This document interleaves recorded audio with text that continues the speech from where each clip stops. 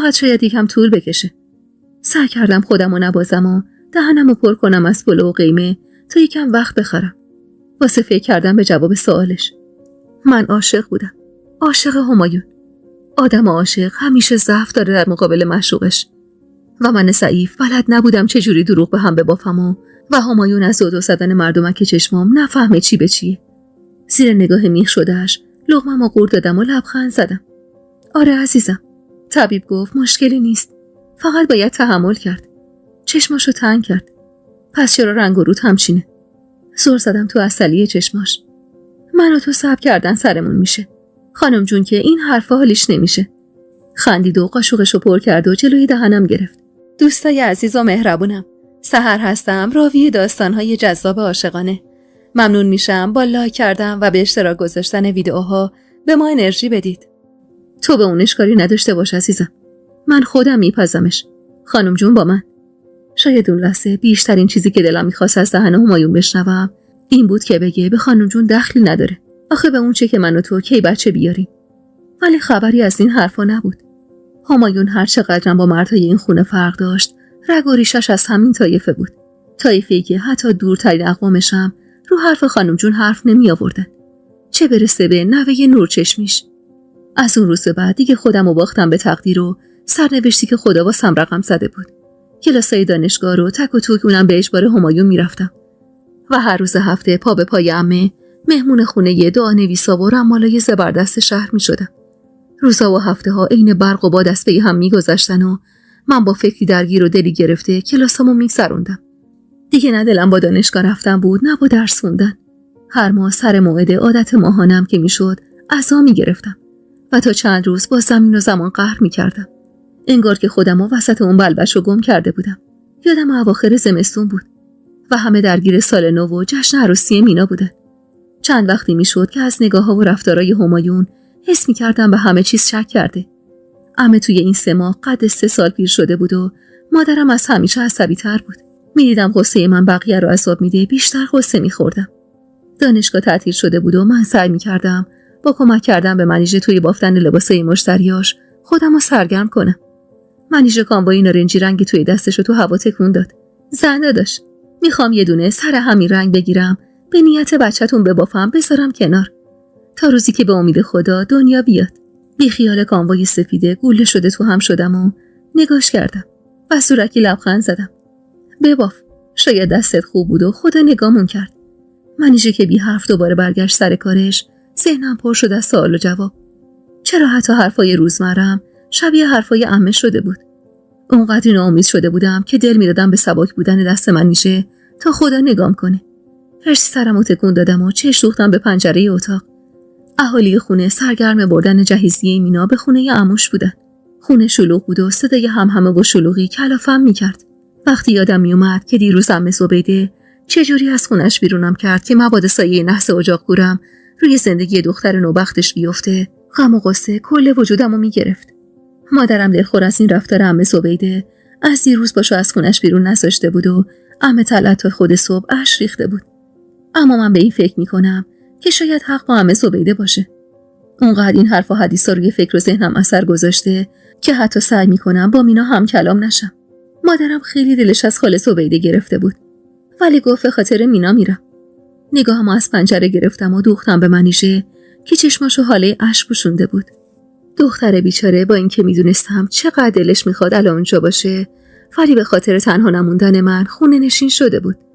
منیژه حق داره عمه زبیده. شاید اگه مادرت هم جاش بود همین کارا رو میکرد. منیژه اخماشو در هم کرد. چی رو حق داره آخه زنده داشت؟ مگه جزام داری؟ مگه خودت خواستی اجاقت کور باشه؟ منیژه با تموم سادگیش سعی داشت دل داریم بده، ولی خبر نداشت همین حرفاش چه نمکی روی زخمم میپاشه. این که الکی نشون اجاق کور بودن نشسته بود رو پیشونیم داغونم میکرد. اون روز همایون که از سر کار برگشت بدون کمک کردن به اهالی خونه یه راست اومد سراغ من و منیژه. به راحتی از نگاهش میفهمیدم از همه چیز خبر داره، اما سعی میکنه بروم نگیره. در حالی که خستگی از سر و صورتش میبارید به چارچوب در تکیه داد و همونطور که مهربون نگاه میکرد گفت دخترا لباس بپوشید، میخوام ببرمتون بیرون. منیژه که ذوق زده کف دستاشو به هم کوبید. دلم نیومد بی حال و حوصلگیم رو بهونه کنم و همراهشون نرم. گاهی که به اون روزا فکر میکنم با خودم میگم همایون راستی مرد خوب و مهربونی بود و با آدمای اون خونه خیلی فرق داشت. تو روزایی که همه به چشم یه مقصر یا بیمار مصری نگاه میکردن، اون پشتم در میومد و به فکر حال خراب دلم بود. دلی که اون روزا از زمین و زمان گرفته بود و باز شدنش فقط به دست خدا بود. همایون اون روز تمام تلاششو کرد که از یادم ببره تو اون خونه چیا دیدم و شنیدم و چه جوری عین یه بیمار جزامی ازم فاصله گرفتن. ولی من هرچی تلاش همایون رو میدیدم بیشتر دلم میگرفت. دلم آتیش میگرفت و میسوخت وقتی میدیدم همایون واسه نشکستن دل من از شکوفه دختر محمد و محبوبه فاصله میگیره، در حالی که میدونستم چقدر خاطرش رو میخواد و واسش عزیزه. با وجود تلاشای همایون روز به روز دلمرده تر از قبل میشدم، تا حدی که روز عروسی مینا، موقعی که ملا میخواست خطبه عقدشون رو بخونه، قبل از اینکه کسی چیزی بهم بگه و جلوی همه سکه یه پول بشم، از اتاق سفره عقد زدم بیرون که مبادا سایه طالع نحسم روی زندگیش بیفته. داغونتر از حال من حال و روز مادرم بود که حسابی خودشو باخته بود و سعی میکرد به ظاهر نشون نده. اینکه هر روز از چادر به کمرش میبست و کل محله‌های پایین شهر رو زیر پا میذاشت تا دوا درمانی واسه دخترش پیدا کنه، از غصه هم میکرد. گاهی که غم و غصه تا خرخرم بالا میومد، کلافه میشدم از کاغذهای دست نوشته رماله رنگ و رنگی که عمه توی آب چشمه حل میکرد و به خوردم میداد. بی‌تاب و خسته به اتاقک بالا خونه پناه میبردم و خون گریه میکردم به حال زندگی. و چند لحظه بعد مادرم دوباره کاسه قاوود به دست وارد اتاق میشد و به زور به خوردم میداد. 2 ماهی از فصل بهار میگذشت و من تمام کلاسای دانشگاهمو یه خطر میون رفته بودم، جوری که دیگه صدای همایون در اومده بود و دائم سرزنشم میکرد. من توی جنگ با تقدیر نه تنها آرزوها و رویاهامو که حتی خودمم باخته بودم. تهمینه جان، چرا همچین میکنی با خودت؟ ما فقط 1 ساله که عروسی کردیم. حالا وقت هست واسه بچه دار شدن. نگاش کردم. 2 زانو رو بروم نشسته بود و دستامو تو دستش گرفته بود. دلم مچاله میشد از غم تو چشماش که سعی داشت با خنده های الکی پنهونش کنه. سعی کردم بغضمو قورت بدم. همایون، من میترسم. کشوندم تو بغلش و سرمو به سینه‌اش چسبوند. صدای تپش‌های نامنظم قلبش که تو گوشم پیچید بغضم شکست. زیر گوشم سمسمه کرد: نترس عزیز دلم. بهت قول میدم به زودی مادر بشی. بهترین مادر دنیا. با صدای کلکشیدنای پی در پی عمه زبیده که از طبقه پایین میومد ترسیده سرمو از سینه‌اش جدا کردم. من هیچ وقت توی زندگیم آدم خودخواه و جنس خرابی نبودم. از اون قماش آدما که از خوشی و خوشبختی بقیه دلشون یه حالی میشه و چین میفته به پیشونیاشون و حسد مهمون دلشون میشه. اما تقدیر میتونه اونقدری تلخ و سیاه باشه که ذات آدما رو سیاه کنه. اون روز وقتی پله ها رو 2 تا یکی رفتیم پایین و چشمم به بشقاب شیرینی تو دست عمه زبیده افتاد، دلم هوری ریخت. مینا دوست گرما و گلستونم بود. مینا رفیق همیشگیم بود. کسی که از بچگی باهاش بزرگ شده بودم و قد خواهر واسم عزیز بود. ولی خبر آبستن شدنش درست توی تاریک ترین روزای زندگیم عین گرد مرگی بود که ناخواسته پاشید روی زندگیم. وقتی عمه زبیده با لبای خندون از نوه دومش حرف میزد، نگاهم به لبخند سرد و بیروح روی لبای عمه طلعت بود. غصه خودمو میخوردم یا اون. نفهمیدم بهش تبریک گفتم یا نه. ولی خوب یادمه تا برگشتم تو اتاق کل صورتم خیس اشک بود. همایون نشسته بود گوشه اتاق و دستش رو صورتش گذاشته بود. کاش اون لحظه خونه نبود تا تو تنهایی خودم اشک میریختم و بیشتر از این خورد نمیشدم. وقتی با صورت خیس کنارش نشستم و به حرفام گوش داد، اخماش درهم شد. تهمینه جان، داری با خودت چی کار میکنی؟ احساس میکنم دیگه نمیشناسمت. همایون حق داشت. انگار که دیگه خودمو نمیشناختم.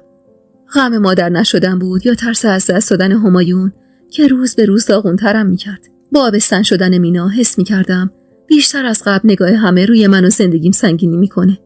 عمه طلعت روزی چند بعده میرفت خونه خانم جون و هر موقع برمیگشت سگرمه‌هاش بیشتر از قبل در هم بود. شاید اون روزا اگه اجبار همایون نبود دست از درس خوندن میکشیدم و به خیال آرزوهام میشدم. وقتی سال اول دانشگاه رو به زور همایون تموم کردم، رابطم باهاش سرد و فقط از سر تکلیف شده بود.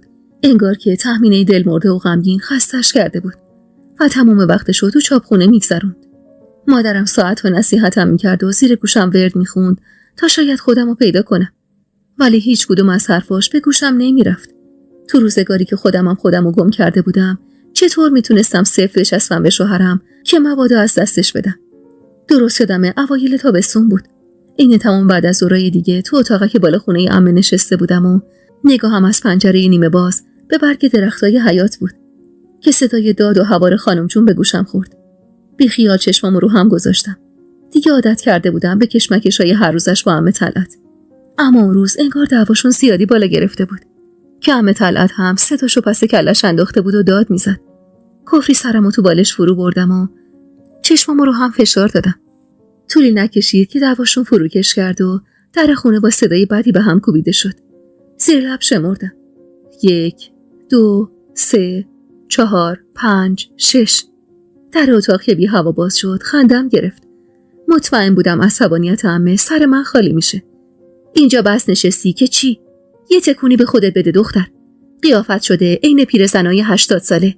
به خودت نیای، باید بشینی بچه‌های شوهرتو نسرینو بزرگ کنی. از من گفتم بود. بی حال و کرخ سرمو از تو بالش کشیدم بیرون. میگی چی کار کنم عمه؟ شما که هر جا گفتی من اومدم. هر چی گفتی خوردم. هر کاری خواستی کردم. میگی چی کار کنم؟ مگه من خواستم بچم نشه؟ کلافه نشست روی زمین و پیچ و تابی به بدنش داد. نوشدارو پس از مرگ سهراب بود همش. چقدر گفتم بشین تو خونه، پا نشو را بیفت تو کوچه خیابون به هوای درس. به خرجت نرفت. حالا دیگه چه فایده داره آخه؟ نگاهمو از صورت غمزدش گرفتم. توی این چند ماه قد چند سال پیر شده بود. خانم جون جوفهاشو کرده توی کفش که نسرینو بگیره واسه همایون. با این اوضاعی که تو رو انداختی همین امروز فرداست که همایون کوتاه بیاد. اخمامو در هم کردم. مگه من چی کار کردم عمه؟ چینی به پیشونیش داد و گفت یه نگاه به خودت بنداز تا بفهمی چی کار کردی. من که زنم رغبت نمی کنم نگات کنم. چه برسه به اون همایون بدبخت. چند وقت دست به صورتت نزدی؟ هان حتما از عروسی مینا تا الان. اون هم که من به زور بردم بند انداختم به صورتت. شدی عین آقام خدا بیامرز. تو رو خدا رخت و لباسشو ببین. چرا همچین میگردی تو خونه دختر؟ همین کارا رو کردی که شوهر دلش نمیخواد برگرده خونه دیگه. خدا یه عیب بهت داده، خودت 1000 تاش کردی.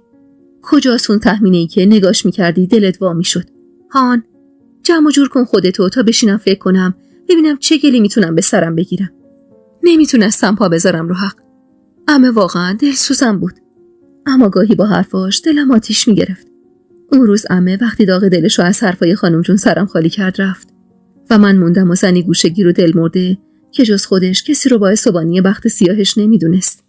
حرفای عمه تلخ بود ولی حرف حقی که دلم نمیخواست قبولش کنم. جلوی آینه شمعدون روی تاقچه وایسادم و سر زدم به تصویر خودم. شده بودم عین زنای عزادار. اون زنایی که داغ بزرگی روی دلشون سنگینی میکنه و دست و دلشون به هیچ کاری نمیره. حق داشتم واسه زندگیم عصا بگیرم و دست بکشم از همه چیز. اون شب همایون خونه نیومد و من عین مرغ سرکنده بال میزدم. نیمه های شب بود و جز صدای جیرجیرک تو باغچه صدایی به گوش نمیرسید. دلشور عمونمو بریده بود و سرم از بیخوابی سنگین شده بود. سابقه نداشت همایون شبی به خونه نیاد. و با حرفایی که عمه اسب خوردم داده بود فکر و ذهنم همش میرفت به اتفاقای بد. تو تاریکی نشسته بودم و گوشم به در حیاط بود و دعا میکردم که زودتر سر و کله همایون پیدا شه. که ضربه‌ای به در اتاق خورد و هیکل توپل عمه تو چارچوب در ظاهر شد. نیومده هنوز. بغض کرده سری تکون دادم. نفس عمیقی که بی‌شباهت به آه نبود کشید و کنارم نشست. میترسم خانم جون آخرش کار خودشو بکنه. بی حرف نگاش کردم. کمی منومن کرد. خودت خوب میدونی اگه نسرین بشه هوود هممون بدبخت میشیم. اون دختر اختر 7 خطه. 1000 تای من و تو رو میبره لب چشمه و تشنه برمیگردونه. خودم خوب همه اینا رو میدونستم و گفتن عمه فقط داغ دلمو تازه میکرد. نفس عمیقی کشید. انگار از حرفی که میخواست بزنه واهمه داشت. لب زدم. عمه چی میخوای بگی؟ نگاه خجلشو ازم گرفت و دوخ به گلای فرش زیر پاش. میدونی که چقدر برام عزیزی تهمینه. تو برادرزادمی، جگرگوشمی. دلم نمیخواست این چیزا سرت بیاد. ولی با خواست و تقدیر خدا که نمیشه جنگید آخه. حس کردم تموم دل و رودم داره تو هم پیچ میخوره. آب دهنمو به زور قورت دادم و خدا کردم عمه اون چیزی رو نگه که تو فکرمه. نمیدونم چه جوری بگم تهمینه که منظورمو خوب بفهمی. من همیشه آرزوم بوده تو بشی عروسم، بشی مادر نوه‌هام. ولی خدا نخواسته دیگه. نمیشه که با خواست خدا جنگید. میخوام بگم قبل از اینکه خانم جون دست کار بشه و کاری بکنه خودمون باید یه فکری بکنیم. گرچه همین الانشم خانم جون دست به کار شده، هم با نسرین حرف زده، هم با خانواده‌اش و همایون. بهت زده لب زده هم. همایون چی گفته؟ نم چشماشو با دست گرفت. بمیرم واسه بچم. نمیبینی حال روزشو؟ میترسم از دست این زن سر به بیابون بذاره و بره. چونش از بغض لرزید، ولی ادامه داد. میدونم سختته. به خدا واسه یه زن هیچی بدتر از هوو داشتن نیست، ولی چاره چیه تهمینه؟ مجبوریم دیگه. من مادرمو میشناسم، اگه یکم لفتش بدیم کار تمومه. با صدای گرفته از بغضی که پشت سر هم قورت داده بودم تا اشکم سرازیر نشه لب زدم. منظورت چیه عمه؟ نکنه میخوای خودم واسه همایون برم خواستگاری؟ هیچ خودتو جای من گذاشتی ببینی دارم چی میکشم؟ درد من مادر نشدن نیستمه. درد من بی ارزش شدنمه. دستمو چنگ زد و به لباش چسبون. عمه بمیره برات. من واسه خودت میگم. نمیخوام زندگی تو از دست بدی. گیج و گنگ نگاش کردم. خودم برم سر خودم هوو بیارم زندگیم حفظ میشه عمه. خودتو طاقت میاری شوهرتو با یکی دیگه قسمت کنی؟ نگاهشو ازم گرفت و سکوت کرد. سکوتی تلخ که انگار دست انداخته بود بیخ گلومو، میخواست خفم کنه. یه صدای شومی تو سرم داد میزد. تو ناقصی، تو معیوبی، تویی که باید هوو رو تحمل کنی و مجبوری. قطره اشک از گوشه چشمم چکید و سر خورد لابلای موهای مژدار و بلندم. میدونم تلخه، میدونم سخته. به خدای احد و واحد قسم واسه منم راحت نیست. ولی چاره چیه؟ باید بین بد و بدتر بد و انتخاب کنی. خودت میبینی نسرین برا روی درست درمون داره. ناز و غمزه هم کم نداره والا. تو هم که پاک خودتو باختی، اگه 4 روز دورو برای همایون تو بخوره و بچه هم واسش بیاره کلاهت پس مرکه است. خاطر تو میخوام که اینا رو بهت میگم عمه. با هرس خیسی گوشه چشممو گرفتم. عمه با من راک و رو راست باش. عقل من الان اونقدری قد نمیده که اینقدر براش سغرا کبرا میشینی. دست باچه خودشو جمع جور کرد. میخوام قبول کنی بریم از دهات حاج موسی، از فامیلای دورشون یه دختر بگیریم واسه همایون. یکیسی که نه برا روی آنچنانی داشته باشه، نه سر و زبون آنچنانی. تلخ خندیدم. اون وقت فرقش با نسرین چیه؟ هر جفتش هووه. انگار که آرامش صدام شیرش کرد که خودشو به هم نزدیک کرد و پیش زد. فرقش زمین تا آسمونه. نسرین خونواده داره. زبون و سیاست اختر رو داره. برا روشم که هر مردی رو خر میکنه. ولی اونی که من میگم هیچ کدوم از اینا رو نداره. تو همیشه سوگلی این خونه و همایون میمونی. بی‌حوصله نگاش کردم. کارم به جایی رسیده بود که باید بین یه هووی با اصل و نسب و خوشگل و هووی بیچاره و بیکس و کار یکی رو انتخاب میکردم. عمه که سکوتمو دید زورکی لبخند زد. بشین خوب فکرتو بکن عزیز دل عمه. من خیر و صلاح تو میخوام. سرمو که رو زانوهام گذاشتم، عمه رفت و در و پشت سرش بست. اون شب تا خود صبح پلک رو هم نذاشتم. بعدها که دفتر زندگیمو گذاشتم پیش رومو، برگشو ورق زدم. به اون شب که رسیدم با خودم فکر کردم اگه اون موقع عقل الانمو داشتم نمیذاشتم اونجوری غرورم زیر پای آدمای اون خونه له بشه. با اینکه همه به ظاهر به فکر من و زندگیم بود، ولی هوو همه جورش غرور ارزش زن رو له میکنه. حالا چه خوشگل و خانواده دار باشه، چه بیچاره و بیکس و کار. آفتاب تا وسط اتاق کش اومده بود که صدای اتومبیل همایون از جا پروندم. دلم حسابی ازش گرفته بود. لب پنجره وایسادم و زور زدم بهش. همایون کتش انداخته بود روی شونش و گیج و سرگردون توی صندوق اتومبیل دنبال چیزی میگشت. با تموم دلخوریم هنوزم دلم پر میکشید واسه لحظه دیدنش. واسه اینکه کنارم بشینه و دستشو دور گردنم حلقه کنه و ازم تعریف کنه. همایون تا کمر خم شده بود تو صندوق و من مسخ شده نگاش میکردم که با صدای پای کسی چشم ازش گرفتم. نسرین پیراهن چیندار قرمز رنگی تنش کرده بود و موهای بلند مشکیشو دورش ریخته بود. چشمامو رو هم فشار دادم و نفسمو تو سینم حبس کردم. جوری خرامان قدم برمی داشت سمت همایون که حس می‌کردم قلبم هر لحظه ممکنه از جا کنده بشه. فاصله‌ام باهاشون زیاد بود و نفهمیدم چه جوری همایون رو صدا زد و چی بهش گفت که همایون از هول سرش خورد به در صندوق.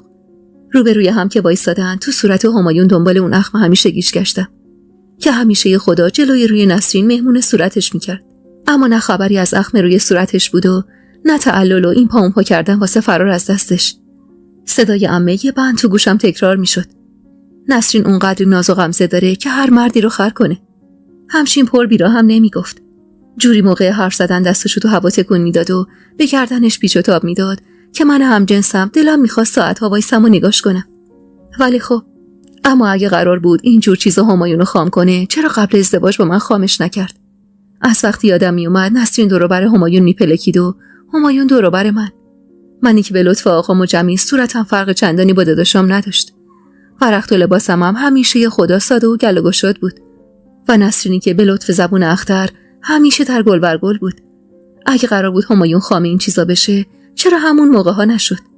چرا وقتی من موقع سلام کردم بهش لپام گل مینداخت و نسرین جسور و بی‌پروا زل میزد تو چشماش، دل نبست به اون. شونه به شونه هم که راه افتادن سمت خونه خانم جون، پاهم شروع کرد به لرزیدن. چی کار باید میکردم؟ میدویدم دنبالشون و جنجال به پا میکردم یا میشستم کنج اتاق و آبقوره میگرفتم. زانوهام سست شد و نشستم زیر پنجره. اما از پایین پله ها صدام میزد. میدونستم اگه یکم دیگه جوابشو ندم راشو میگیره و میاد بالا، ولی زبونم بند اومده بود انگار. چشمم به در اتاق بود که بی هوا باز شد. چته دختر؟ چرا نمیای پایین ناشتایی تو بخوری؟ بی حرف نگاش کردم که اخماشو در هم کرد. دیشب نخوابیدی؟ نه. یالا پاشو یا آبی به سر و صورتت بزن. صدای اتومبیل همایون اومد. الاناست که بیا تو. بی معطلی لب زدم. با نسرین رفت خونه خانم جون. عین برق گرفته ها نگام کرد. چی میگی دختر؟ اون وقت تو نشستی اینجا زور زدی به من؟ راستی عقل تو از دست دادی؟ عمه که ارسی برگشت سمت پله ها، فهمیدم میخواد قشقرق بپا کنه. هر زده دویدم سمتشو، به زور بازوشو چنگ زدم. میخوای چی کار کنی عمه؟ نمیخورنش که. صبر کن خودش میاد. متاسف نگام کرد. چقدر ساده ای تو دختر. اگه من طلعتم و مادرمو میشناسم، به خدا که بعید نیست همین الان یه ملا تو پستوی خونش قایم کرده باشه این دوتا رو عقد کنه. راشو صد کردم. پس تو بمونمه و بذار خودم برم. گره ابروهاش که رفته وا شد و لباش به خنده کش اومد. الکی لبخند زدم. بذار خودم واسه نجات زندگیم تلاش کنم عمه. چشماش پر از اشک شد و گونه‌مو بوسید. عمه دورت بگرده که اینقدر خانومی. ببینم چی کار میکنی یا؟ عمه که پله ها رو سرازیر شد پایین، برگشتم تو اتاق و هرزده تیغ اصلاح همایون رو از تو کمد برداشتم و تو مشتم گرفتم. روبروی آینه که وایسادم دلم به حال خودم کباب شد. بزک دوزک کردن از ترس رقیب قدر و خوشبر و رو چنان زخمی به دل آدم میزنه که تا عمر داری چشمت به خودت تو آینه که افتاد قلبت از درد مچاله بشه و شرمنده غرورت بشی. من وقتی از ترس نسرین و باختن زندگیم بهش تیغ اصلاح همایون رو پشت لبم کشیدم، غرورم و فدای زندگیم کردم تا از دستش ندم. دستم از هول میلرزید و دست باچه از ترس ملای خیالی کنج پستوی خونه خانم جون چند جای صورتم رو خش انداختم. ناشیانه کرم سفید کننده رو روی زخمام مالیدم و کمی ماتیک روی لب و گونه‌هام زدم. پیراهن کوتاهی که 6 ماه پیش همایون واسم گرفته بود و برخلاف اصراراش هیچ وقت رغبت نکرده بودم تنم کنم و پوشیدم. قدش زیادی واسه خونه خانم جون رفتن کوتاه بود، ولی رنگ سبزش به پوست سفیدم عجیب می اومد. نگاه آخر رو با آینه انداختم. غم چشمام فرای اونی بود که بشه با بزک دوزک و خنده مکش مرگم قایمش کرد. پاتون کردم سمت پله ها و نگاه خیره عمه رو نادیده گرفتم. نزدیکای سر بود و خیالم راحت بود که هیچ کدوم از مردا خونه نیستن. دستم که رو دستگیره در خونش نشست، سورکی لبامو کش دادم و عین عمه بی هوا در رو باز کردم.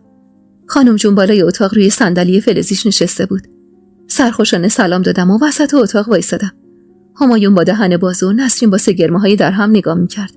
سعی کردم نگاهم سر نخوره پی 2 انگشت فاصله‌ای که به زور بینشون افتاده بود. سلام همایون، خسته نباشی. دیدم اومدی پیش خانم جون، گفتم منم بیام ببینمش. نسرین پوزخندی زد. با این سر و وضع اومدی سر به خانم جون بزنی؟ عین رقاصه‌های کاباره. تمام اعتماد به نفسم ریختم تو نگاهم تا معلوم نشه چقدر دلم از ترسش میلرزه. نه، با این سر و وضع اومدم سراغ شوهرم. تو با این وضع کجا اومدی؟ پشت چشمی نازا کرد و رو کرد به خانم جون. اگه اجازه بدین من دیگه برم خانم جون. حوصله گیس و گیس کشی ندارم. نسرین که از جاش بلند شد و گونه خانم جون رو بوسید، چشمم از وقاحتش 4 تا شده بود. چش دوختم به صورت همایون که با خنده نگاه می‌کرد.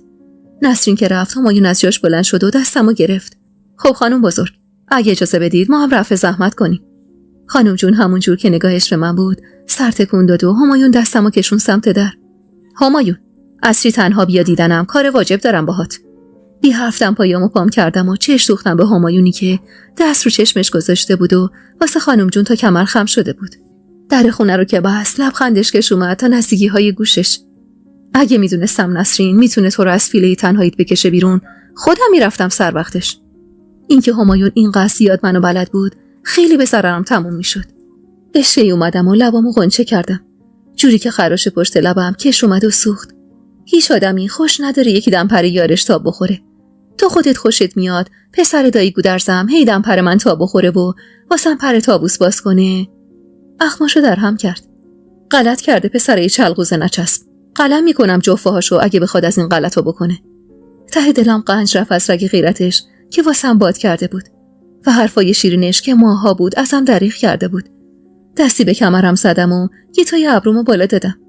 پس غلط کرده دختره چلقوزه نچسب. چند ثانیه ماتورده نگام کرد و بعد با صدای بلند شروع کرد به خندیدن. آخرین باری که اینجوری خندیده بود کی بود؟ اینجوری که کمرش رو خم کنه و سرش رو بده عقب و دستش رو بذاره رو شکمش. اینجوری که از خنده هاش لبخند بشینه رو لبم. تو دلم از دشمنی که سبب خیر شده بود و حالا پشت پنجره اتاقش وایساده بود و با اخم نگامون میکرد تشکر کردم. عمدن دستامو دور کمرش حلقه کردم و سرمو رو سینه‌اش گذاشتم. از خنده‌ای که بی هوا قطع شد میشد فهمید حسابی شوکه شده. ضربان قلب نامنظمش، سینه پهن و مردونش. دلم میخواست خدا رو به جون عزیزش قسم بدم که عزیزمو ازم نگیره. دستشو دور کمرم حلقه کرد. دلم واسه قد یه گنجی شده بود تهمینه. واسه اون تهمینه پر انرژی که صدای خنده هاش گوشمو کر میکرد. قطره اشک از گوشه چشمم چکید روی پیراهنش. سرمو تو دستش گرفت و نزدیک به صورتش کرد. دلم نمیخواد دیگه اونجوری دل مرده ببینمت. نمیخوام الکی بگم بچه واسم مهم نیست و این حرفا. ولی تو مهمتری. خودتو نباس. نذار کم بیارم تهمینه. تو که محکم باشی منم دلم قرص میشه. صدای دورگش دلمو میلرزوند. لبامو که بوسید یه قطره اشک دیگه چکید روی گونم. جدی شد و اخماشو در هم کرد. میخوام از کارم استعفا بدم. جفت ابروهام پرید هوا و فین فین کنان گفتم چرا؟ شیطون خندید. والا خیلی راحت میتونیم کارخونه آبخوره‌گیری را بندازیم با این اشکایی که دم مشکه. میونه گریه خندیدم و اونم خندید. این خونه چند وقت بود صدای خنده ما دوتا رو نشنیده بود. نفس عمیقی کشید و بغلم کرد. با صدای باز شدن در حیاط هر زده زمینم گذاشت و جفتمون دویدیم سمت خونه. در خونه رو که باز کرد و وارد شدیم عمه اسفند به دست تو آسونه در مطبخ وایساده بود و این نشون میداد تمام مدت داشته نگامون میکرده. خجالت زده پیراهن کوتاهمو پایین کشیدم. با صورت خندون نزدیکمون شد و اسفند و دور سرمون تاب داد و زیر لب سمسمه کرد 1000 الله اکبر. ماشاءالله بهتون. بهتره که چشم حسود و بخیل و نظر تنگ. همایون خندید و دستشو گرفت. مادر جان اجازه بده بریم بالا. آب شد تهمینه. عمه تازه متوجه دستم شد که سعی داشتم باهاش کوتاهی لباسمو بپوشونم. خوبه جمع کن خودتو دختر. انگار من نامحرمم. والا خودم بهترشو دارم. ندیده که نیستم. همایون ریز خندید و من هرسی سوغلمی به پهلوش زدم. همایون هرچی اصرار کرد قبول نکردم نهار دوتایی تو اتاق بخوریم. یه جورایی از نگاه اهل خونه خجالت میکشیدم که همه فهمیده بودن ما بعد از مدت‌ها آشتی کردیم. بی توجه به التماساش پیراهنم رو با یه بلوز و شلوار گشاد عوض کردم و برگشتم پایین تا به عمه و منیشه برای سفره پهن کردن کمک کنم. اون روز به لطف نسرین و اشوهاش خنده مهمون لبای هممون شد. حتی حاج موسی بیچاره که تا نگاهش به صورتم افتاد گل از گلش شکفت. بعد از نهار همایون عین بچه‌های لجباز دستمو گرفت و کشون سمت پله‌ها و من زیر نگاه عمیق عمه و حاجی خیس عرق شدم. در اتاق با پاش بست و هول زده بغلم کرد و سرشو تو موهام فرو برد. بوی بهشت میده موهات. هرسی از خودم جداش کردم. این کارا چیه میکنی؟ آب شدم جلوی حاجی و عمه. مگه شبو ازت گرفتن؟ این بچه‌ها لورچی تا خامم کنه. تو مرد نیستی که بدونی وقتی عاشق زنت باشی قهرش واسط جهنمه. لجوجانه دست به سینه شدم. من قهر نبودم آقا. فقط ناراحت بودم. خندید و به هم نزدیک شد. خب میخوام از دل در بیارم دیگه. دستش که دور کمرم حلقه شد و پاهم از زمین جدا شد دستامو دور گردنش حلقه کردم. همایون جان همایون. همون جور که از زیر دستاش بودم میونه آسمون و زمین سر زدم تو چشمای خمارش. چقدر منو میخوای؟ اونقدری که هیچ وقت هیچ کسی رو تو زندگیم نخواستم. بغض شیرینی که لونه کرده بود توی گلوم رو به زور قورت دادم. قول میدی تا آخر عمرت هیچ کسی رو قد من نخوای؟ آروم گذاشتم زمین و انگشت کوچیکه دستشو عین روزای بچگیمون بالا آورد. قول میدم تا وقتی زندم هیچ بنی بشری رو قد تو نخوام. اصلا تو یه جوری تو این تل 20 صاحب من نشستی که جا واسه هیچ کس دیگه ای نمونده به خدا. چیکار میتونستم بکنم جز باور کردن حرفا و قول و قراراش؟ سرشو که تو گودی گردنم فرو کرد، خودمو سپردم به دست همایون و ذهنمو سپردم دست بیخیالی. از اون روز به بعد سعی کردم یه نقاب سرخوشی بزنم به صورتم و مواظب زندگیم باشم. عمه همچنان زیر گوشم میخوند و من سعی میکردم بی توجه باشم. اما امان از خانم جون که هیچ جوره کوتاه بیا نبود و جوفهاشو کرده بود توی کفش تا دست نسرین رو بذاره تو دست همایون. زندگیم به سختی میگذشت و اینکه هر کسی که از راه میرسید یه تصمیمی واسش میگرفت عذابم میداد. همایون اکثر عصرها که از شاپخونه برمیگشت چند ساعتی رو مهمون خانم جون میشد و من به چشم میدیدم که نسرین چه جوری هر دفعه بهش ملحق میشه. یادم اواخر تابستون بود و سر ظهر از درد عادت ماهانه به خودم میپیچیدم. اما این تمام ماهای گذشته که یه همچین وقتی عصا میگرفت زانوی غم بغل گرفته بود و جز منیشه کسی نبود که به دادم برسه. لیوان بزرگ جوشونده توی دستشو گذاشت کنارم و دو دل نگام کرد. سن داداش بهتری؟ بی خیال نگاش کردم. آره. وقتی دیدم قصد نداره از اتاق بره و مسلسل نگاه میکنه فهمیدم حرفی سر دلش سنگینی میکنه. چی شده منیژه؟ چی میخوای بگی؟ ترسیده لبشو به دندون گرفت و نگاهی به در بسته اتاق انداخت. سن داداش الان که رفتم از باغچه نعنا بچینم دیدم کفشای خانداداشم دم خونه خانم جونه. نه که فکر کنی فالگوش وایسادم ولی خب صداشون میومد. بی توجه به درد موذی پیچیده زیر شکمم پا شدم نشستم تو رخت خوابم. خب انگار که بحثشون بالا گرفته بود. داداشم همچین بگی نگی صداشو انداخته بود تو سرش. درست نفهمیدم چه خبر بود ولی نسرین گریه میکرد و داداش سعی داشت آرومش کنه. با شنیدن اسم نسرین کنار همایون دردم یادم رفت و پا شدم. منیژه وحشت زده نگام کرد. سن داداش تو رو خدا نری بگی من یه چیزی گفتم خانم جون پوست از سرم میکنه اگه بفهمه خبرچینی کردم. بی‌حوصله نگاش کردم و دور خودم چرخیدم. چی کار میتونستم بکنم؟ چقدر میتونستم عینکنه بچسبم بهش و آراویرا کنم که مبادا با نسرین تنها بشه. کفری نشستم گوشه اتاق. منیژه گیج و منگ نگام میکرد. باشه برو منیژه.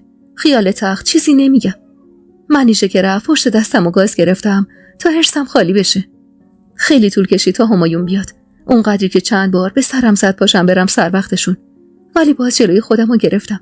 2 ساعتی از وقت نهار گذشته بود و من همچنان چشم به راه همایون کنج اتاق نشسته و زانوی غم بغل گرفته بودم. صدای بسته شدن در خونه رو که شنیدم لیوان جوشوندم و زورکی سر کشیدم و پشت رخت خوابم قایمش کردم. خیلی وقت بود که از درد عادت ماهانم خجالت میکشیدم و دیگه واسش ناز نمیکردم. دردی که هر ماه زیر دلم میپیچید و مهر تأییدی بود پای عیبی که داشتم. شنیدم که عمه واسه نهار صداش کرد اما همایون قبول نکرد پایین بمونه. چند تا نفس عمیق کشیدم تا پله ها رو که میاد بالا کمی از حرصم کم بشه. ضربه‌ای به در زد و سینه به دست وارد اتاق شد. اخماش در هم بود و جواب سلاممو به سردی داد. چرا خیال میکردم اگه لیوان جوشون در رو قایم کنم همایون نمیفهمه دردم چیه. نگاه مغمومی به صورت رنگ پریدم انداخت. باز عادت شدی؟ لحن حرف زدن سردش که پر بود از خستگی و ناامیدی تنمو لرزوند. بغض تو گلوم اجازه نداد حرف بزنم و به زور سری تکون دادم. سینی غذا رو پیش روم گذاشت و با فاصله ازم نشست. چشمم که به کوکو سیب زمینیای کج و معوج افتاد فهمیدم عمه هم حسابی بی‌حوصله است و زحمت نهار افتاده رو دوش منیشه. یه چیزی بخور رنگ برو نداری. این که موقع حرف زدن نگام نمی‌کرد. این که عین قدیما که اینجور موقع‌ها خودش واسم لقمه می‌گرفت لقمه‌ای واسم نگرفت قلبم آتیش می‌زد. به زور تیکه کوکولای نون گذاشتم و چپوندم تو دهنم. پیش خانم جون بودم تهمینه. با هم بحثمون شد. لقمه گوشه لپم موند و نگاهم میخ صورت غمزده شد. میگه باید نسرین رو عقد کنم. با دهن پر لب زدم. باید. با چشمای سرخ زور زد تو چشمام. باریدم دیگه تهمینه. از این زندگی، از این خونه و آدماش، از خانم جون، از این حیات کوفتی. دلم میخواد برم یه جا که هیچ کسی نباشه. لقمه رو نجاده قورت دادم. منم باریدم همایون. کاش میشد بریم از این خونه. سرشو تون تون تکون داد. تهدیدم کرد تهمینه که اگه همچین فکری به سرم بزنه پدر و مادرمو از اینجا بیرون میکنه و حجره رو هم از حاجی میگیره. بوسده نگاش کردم. سرشو انداخته بود پایین و دستشو گذاشته بود رو چشماش. الکی خواسته تهدیدت کنه. به خدا همچین کاری نمیکنه. مگه شهر هرته؟ اینجا مال عمه طلعته، حقشه، سهم الارثشه. عاقل در صفیحانه نگام کرد. بچه شدی؟ خانم جونو نمیشناسی؟ یادت نیست ارث هیچ کسی رو به نامش نزد؟ فقط دست نوشته داد تا بعد از مرگش. با هرسینی غذا رو پس دادم. حالا که چی؟ میخوای بگی از سر سوار شدن خانوادت میخوای عقدش کنی؟ آره خب، حقم داری. هرچی باشه اونا خانوادتن. من بدبخت چه ارزشی دارم که بپوسم کنج این خونه؟ ناراحت و دلخور نگام کرد. تهمینه جان، آروم باش. کی گفت میخوام عقدش کنم آخه؟ باید یه راه چاره واسش پیدا کنم. تو خودم مچاله شدم. این قیافه ننه من غریبی که به خودت گرفتی یعنی همین دیگه. یعنی تهمینه جون، دلت واسم بسوزه کوتاه بیا. دختر 4 تا چیک اشری خام شدی؟ اخماشو در هم کرد. زاغ سیاه منو چوب میزنی تهمینه؟ حق به جانب زور زدم تو چشماش. حق ندارم. تو خونه خودم جلوی چشم خودم واسه شوهرم گره گره تور میبافن. انتظار داری بشینم نگاه کنم؟ نفسشو پرهرس داد بیرون و کمی صداشو آورد پایین‌تر تا آرومم کنه. تا به خانم چون گفتم نمیخوام عقدش کنم شروع کرد به گریه کردن که اسمش با من افتاده سر زبونا و دیگه کسی نمیاد سراغش. ما زنا هم جنس خودمون رو بیشتر از هر کسی میشناسیم. من اون لحظه میفهمیدم گریه های نسرین چه اشک تمساحی بوده واسه عملی کردن نقشه های خانم جون. من دل کوچیک و غیرت زیاد همایون رو میشناختم و بدتر از اون خانم جون رو بهتر از بقیه میشناختم و در عجب بودم از این سادگی همایون که چرا شستش خبردار نمیشه از این موضوع. خانم جون داشت درست همون کلکی رو سوار میکرد که 1.5 سال پیش واسه من و همایون سوار کرده بود. اسم منو با همایون انداخت سر زبونا تا زبون مادرم کوتاه بشه و رضا بده به این وسط. و حالا درست میخواست همین کارو با نسرین و همایون کنه. بغض کرده نگاش کردم. من نمیفهمم چرا یه دختر جوون دست نخورده باید قبول کنه بشه زن دوم یه مرد تا براش بچه بیاره. اصلا عمو منوچهر چرا قبول کرده؟ انگار تو این خونه همه زده به سرشون. بی‌حوصله نگام کرد. میگه خودش راضیه. چه میدونم؟ دم از عشق و عاشقی و خاطرخواهی میزنه. اینکه همایون موقع زدن این حرفا نگاهش رو ازم میدزدید تنمو میلرزون. یاد حرفای عمه میافتادم که میگفت نسرین ناز و غمزه سرش میشه. خوب بلده مرد جماعت و خام خودش کنه. سعی کردم به روی خودم نیارم که حسادت تا سرحد جنون رخنه کرده تو وجودم و اگه نسرین همین الان دم دستم بود با همین دستام اونقدر خرخرش رو فشار میدادم تا نفسش قطع بشه و دندون تیز نکنه واسه شوهر کس دیگه ای. غرورمو زیر پا گذاشتم و اجازه دادم اون قطره اشک لجوجی که دیدم و تار کرده بود بچکه رو گونم. صدامو آروم کردم. شاید حق داشته باشی بخوای سرم هوو بیاری. هرچی باشه هر آدمی دلش بچه میخواد. ولی این دل لامصبم تیکه پاره میشه وقتی به این فکر میکنم که عشقم همسرم رو قراره با کس دیگه ای تقسیم کنم. بشینم نگاه کنم یه نفر واسه شوهرم عشق بریزه و خامش کنه. لبخند شیرینی زد. جوری که حس کردم تونستم تأثیر اشکای نسرین رو از روی احساساتش بشورم و ببرم. حالا که خواست سرت هوو بیاره. خیال تخت که این دل فقط واسه تهمین خانم جا داره و بس. یه جوری حلش میکنم. سورکی لبخند زدم و سینی نهار رو جلو کشیدم و لقمه‌ای واسش گرفتم و سمتش دراز کردم. به روی خودم نیاوردم ولی از اون روز ترسم نسبت به خانم جون بیشتر شده بود. این که میدیدم اونقدر روی همه شناخت و تسلط داره و بلده چجوری دست روی نقطه ضعف آدمو بذاره به وحشتم مینداخت. اون روزا جز مادرم با کسی حرف نمیزدم. عمه که بعد از هر بار عادت ماهانه شدن چند روزی با هم قهر میکرد انگار که من مقصر تمام این اتفاقا بودم. 2 هفته از اون روز میگذشت که به بهونه شروع سال تحصیلی جدید همراه مادرم راهی دانشگاه شدیم. با اینکه دیگه ته دل همه قرص شده بود که من اجاقم کوره ولی دلم میخواست یه چراغ کمجون تو دلم روشن نگه دارم و به همین امید مادرمو با تمام ناامیدیش کشوندم مطب طبیبی که دفعه پیش با هم رفته بودیم. با گذشت سالها وقتی یاد اون روز حالم میافتم بازم کف دستام خیس عرق میشه و دلم پیچ میخوره از دلشوره. طبیب از بالای عینک ظریفش نگام کرد و من یادم افتاد اونقدر ذهنم درگیر بوده که یادم رفته دستمال پارچه‌ایشو با خودم بیارم. واسم از زندگیش گفتم و اون با دقت به حرفام گوش میکرد. از خانم جون و نسرین و بلایی که میخواست سرم بیاره. حرفام که تموم شد نفس عمیقی کشید. میدونستی ممکنه دلیل آبستن نشدن یه زن شوهرش باشه؟ میدونستم ولی هیچ وقت جرأت بازگو کردنشو نداشتم چون هیچ کس قبول نداشت یه مردم میتونه معیوب باشه. بی حرف سر تکون دادم.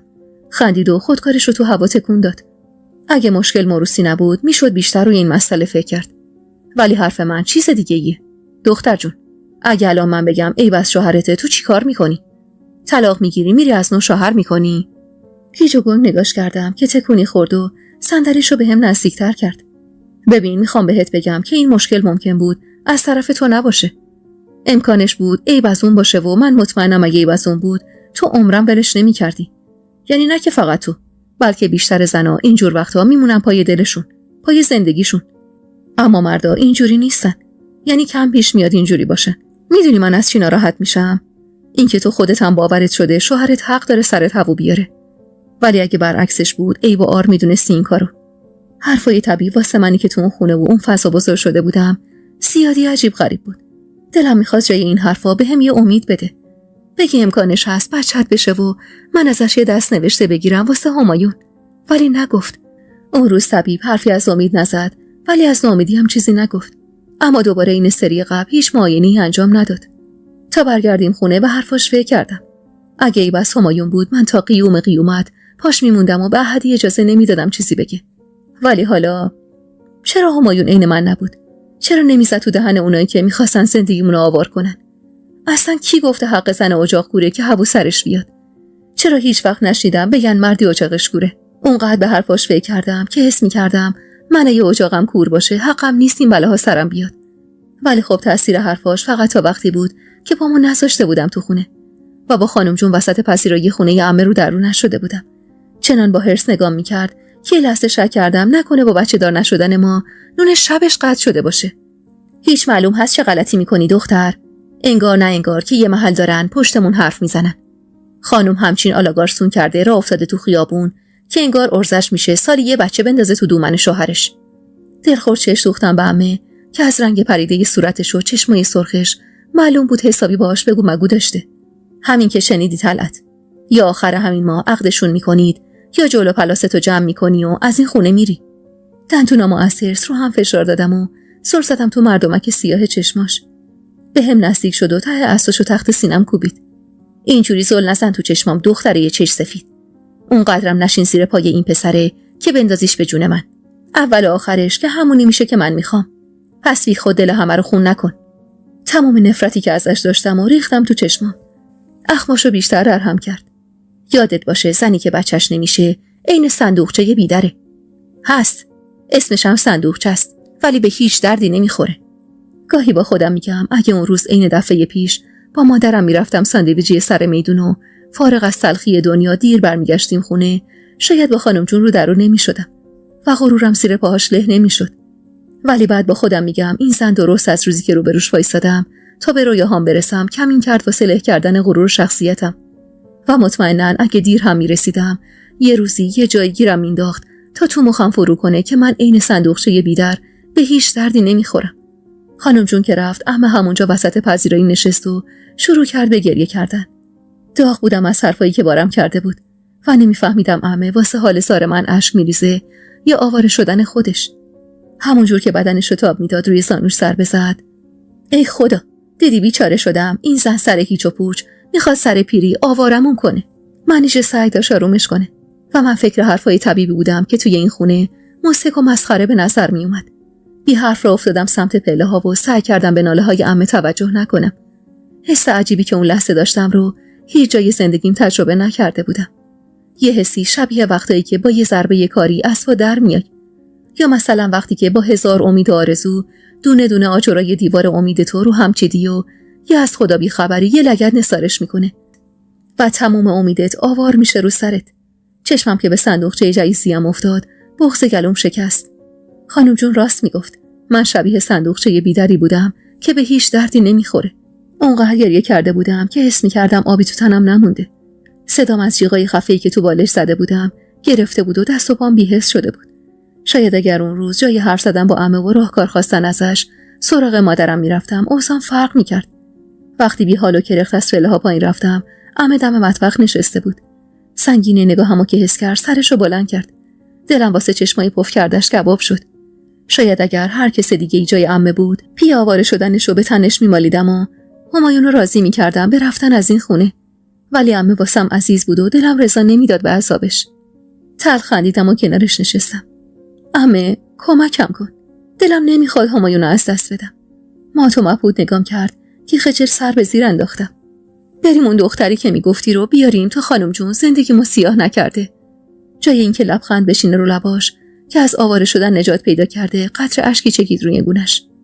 سرمو روی شونش گذاشتم.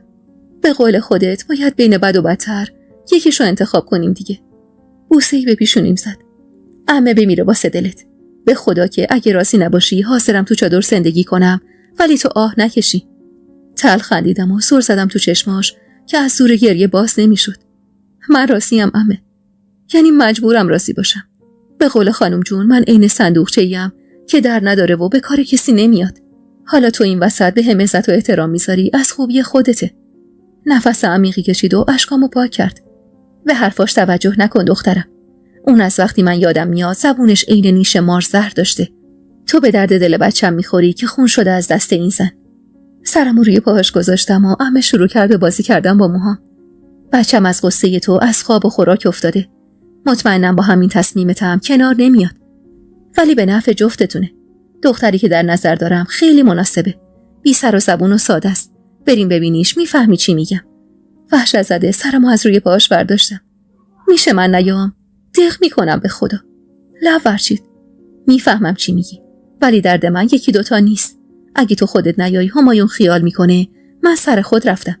اینجوری بچم از منم میرنجه. اون حرف تو رو قبول داره. تو میتونی آرومش کنی. ولی هیچی بهش نگو تا فردا بی خبر بریم سراغشو بیاریمش. اینجوری همایون تو عمل انجام شده قرار میگیره. چشمامو با درد روی هم فشار دادم. روزی که با 1000 امید و آرزو پامو تو این خونه گذاشتم، حتی تو خوابم نمیدیدم این بلا سرم بیاد. اینکه خودم با دستای خودم واسه شوهرم زن دوم بگیرم و بشینم نگاشون کنم تا بچه دار بشن. اون روز برعکس تمام روزهای تلخ زندگیم زود گذشت. انگار که عقربه‌های ساعت واسه گذاشتن دست هوون تو دست همایون از هم پیشی می‌گرفتن. صبح کله سحر وقتی هنوز آفتاب نزده بود، همایون از خواب بیدار شد تا بره دانشگاه. منم خودمو به خواب زدم تا باهاش رو درون نشم. تمام شب گذشته وقتی تنم اسیر تن مردونش بود، نگاهمو از چشماش می‌دزدیدم تا مبادا از چشمام بخونه چی قراره به سرمون بیاد. در حیاط که پشت سر همایون بسته شد، صدای قدمای هول و با عجله عمه رو از توی راه پله شنیدم. هرسی پتو رو روی سرم کشیدم که در اتاق باز شد. یالا دختر، پاشو بریم تا ظهر نشده برگردیم. دلم میخواست تا ابد اون سیر بمونم و دم نزنم. ولی عمه سرتق‌تر از این حرفا بود. تهمینه، دست به جنبون دختر. نمیخوام به غروب بخوری. عمه خوب میدونست اگه یکم معطل کنه دست و دلم میلرزه و پشیمون میشم از کارم. واسه همینم به زور از رخت خواب کشیدم بیرون و با عجله از تو کمد پیراهن کرم رنگمو کشید بیرون. زود لباساتو عوض کن، یه دستی هم به سر و صورتت بکش، بذار بفهمن خانم خونه تویی. تلخ خندیدم و پیراهن کریمیم رو جلوی چشماش تنم کردم. نسبت به 1 سال پیش حسابی آب رفته بودم و لباس تو تنم زار میزد. بی‌حوصله نگاهی به صورت خسته و دلمردم انداختم. اما انگشتشو تو ظرف کرم سفید کننده فرو کرد و زیر چشمام کشید. ببین تو رو خدا، اینجا همه سیاه شده. دست بکش درستش کن، خوش ندارم میریختی ببیننت. تو باید امروز گربه رو دم هجله بکشی. که اگه نکشی فرقی بین این دختر و اون نسرین افریته نیست. غمزده دستم و زیر چشمم کشیدم تا سفیدی کرم کمتر بشه. اون روز عمه خودش موهامو بافت و توی چشمام سرمه کشید. انگار که واسه کاری که میخواست بکنه عذاب وجدان داشت و میخواست اینجوری خودش آروم کنه. اون روز حاج موسی نرفته بود حجره و این نشون میداد عمه ترتیب همه کارا رو از قبل داده. حالم خراب بود. دلم میخواست یه گوشه تنها بشینم و به درد خودم بمیرم. دلم پرپر میزد واسه لحظه‌ای کنار مادرم بودن و هم صحبتی کردن باهاش. اما عمه لحظه‌ای تنهام نمیذاشت. انگار که میترسید از دستش فرار کنم. جوری که وقتی سوار اتومبیل شدیم کنارم رو صندلی عقب نشست و با خنده‌ای زورکی رو به نگاه من و حاج موسی لب زد. بالا اون جلو نفسم بند میاد. میترسم. همش خیال میکنم اتومبیلای دیگه میخوام بیان تو سینم. بی حرف سر زدم به بیابون پشت شیشه. 2 هفته ای مونده بود تا خزون از راه برسه. ولی زندگی من انگار خیلی وقت بود گیر خزون افتاده بود. صدای آواز خواننده‌ای که انگار از غم دلم خبر داشت از کاست اتومبیل پخش میشد و من چشمام رو هم گذاشتم تا درد سرم کمی آروم بشه. سوز صدای خواننده‌ای که انگار روبروم نشسته بود و واسه دلم آواز میخوند آتیش مینداخت به جون دلم. زیر لب باهاش سمسمه کردم. حاج موسی انگار که خوب حالمو میفهمید که تمام 2 ساعتی رو که توی راه بودیم چندین و چند بار ترانه رو از سر گذاشت و من غرق شدم تو حال هوای خودم. تحمین دختر، خوابی؟ پاشو رسیدیم. خواب؟ چجور میتونستم بخوابم وقتی داشتم لحظه به لحظه به جایی نزدیک میشدم که هفو چشم انتظارم نشسته بود. گیج و گنگ دور و برم رو نگاه کردم. روستای بی آب و علفی که روی هم رفته 50 تا خونه هم نداشت. بچه‌های روستا بالا پای ترک خورده از سرما و آفتاب مستقیم دور و بر اتومبیل حلقه زده بودن و من مات و مبهوت نگاهشون میکردم. حاجی، جلوتر نمیشه بری؟ این دختر چجوری با این کفشا تا اونجا بیاد آخه؟ حاجی سرخم کرد و نگاهی به کفشای پاشنه بلندم انداخت. آخه دخترم، واجب بود اینا رو پات کنی؟ دهات می‌خواستیم بریم. خیابون شانزلیزه که نمی‌خواستیم بریم. خجالت زده لبمو به دندون گرفتم که همه اخماشو در هم کرد. من بهش گفتم اینا رو بپوشه حاجی. می‌خواستم حساب کار دستشون بیاد. حاجی نگاه ناامیدی به عمه انداخت و از اتومبیل پیاده شد. قلبم اونقدر تند می‌زد که حس می‌کردم حتی عمه هم صداشو میشنوه. بجام دخترم، بدم نیست. اینجوری مردم روستا هم حساب کار دستشون میاد. بی حرف دسته کیفمو تو چنگم گرفتم و زیر نگاه ذوق زده بچه‌ها از اتومبیل پیاده شدم. عمه کت و دامنی که واسه عروسیمون گرفته بود و تنش کرده بود تا به قول خودش بهشون نشون بده باز دسته کیه. وسط روز بود و مردم روستا همه بیرون خونه هاشون بودن.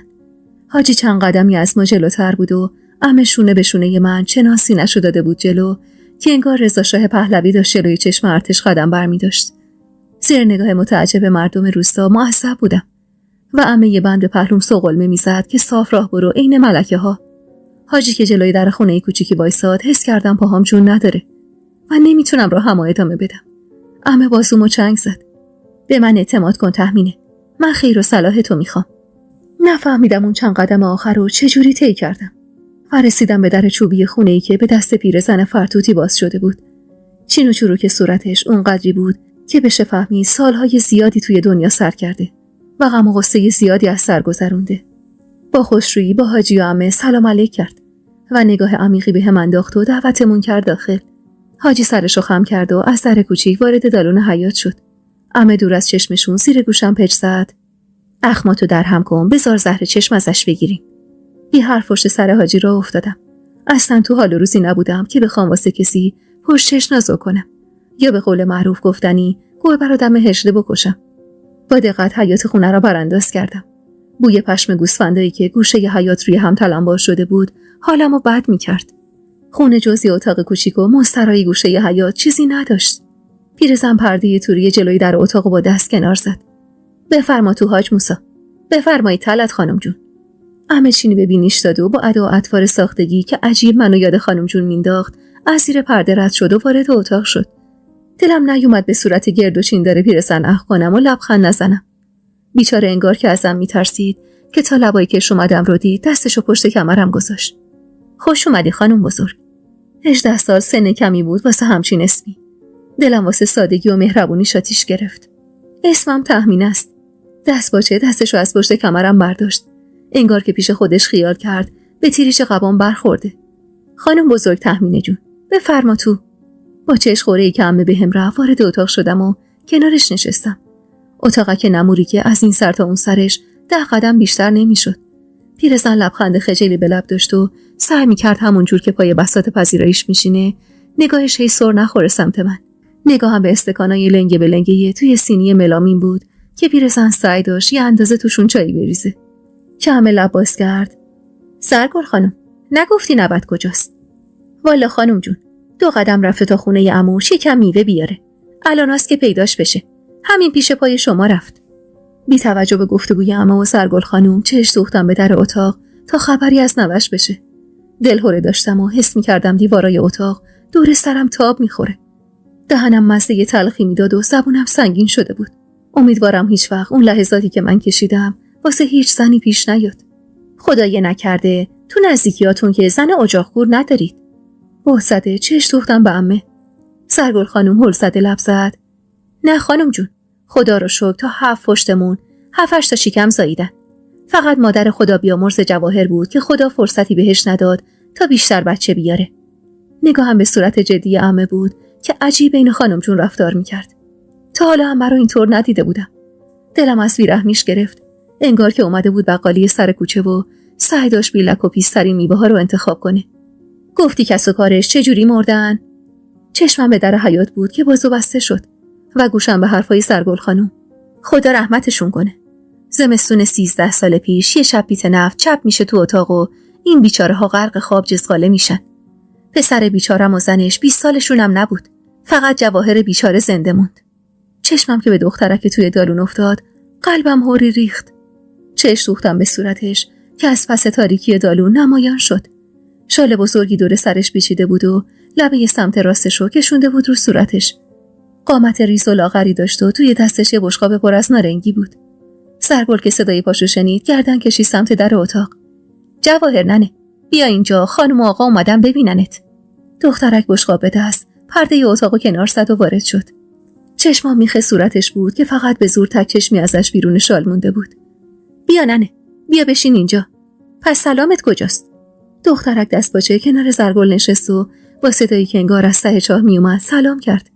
تک چشم کشیده این میشی رنگش که بهم افتاد، عرق سرد نشست روی تیره کمرم. یاد حرف عمه افتادم که میگفت نسرین برا رو داره ولی این دختره نداره. چیزی که من میدیدم تو خوشگلی دست و پای نسرین و حسبش بسته بود. عمه با اخمایی در هم نگاش میکرده و سوالای عجیب و غریب میپرسید و من با دقت براندازش میکردم. دستای استخونیش موقع تعارف کردن نارنگی عجیب میلرزید. جواهر، شالتو باز کن ننه، خانم میخواد ببینه. تمام وجودم با ترس و لرز شش شد واسه دیدن صورتش. دستای لرزونش که سعی داشت گره شالشو باز کنه، تازه متوجه پوست سوخته و کش اومده دستاش شدم. بچم وقتی دنیا اومد خوشگلیش زبون زد کل روستاهای اطراف بود. خیر نبینن، چشمش زدن. چشم از دستاش گرفتم و دوختم به صورتش که دیگه حالا بی هیچ پوششی روبرون بود. نصف بیشتر صورتش سوخته بود و پوستش به طرز بدی کش اومده بود. موهای طرف پیشونیش کم پشت شده بود و چشم سمت راستش نیمه باز مونده بود. با دهن باز نگاش کردم که خجالت زده سر به زیر انداخت. خوبه، ببندش، دلم ریش شد. با این حرف عمه قلبم تو هم مچاله شد. خون چیز عجیبیه.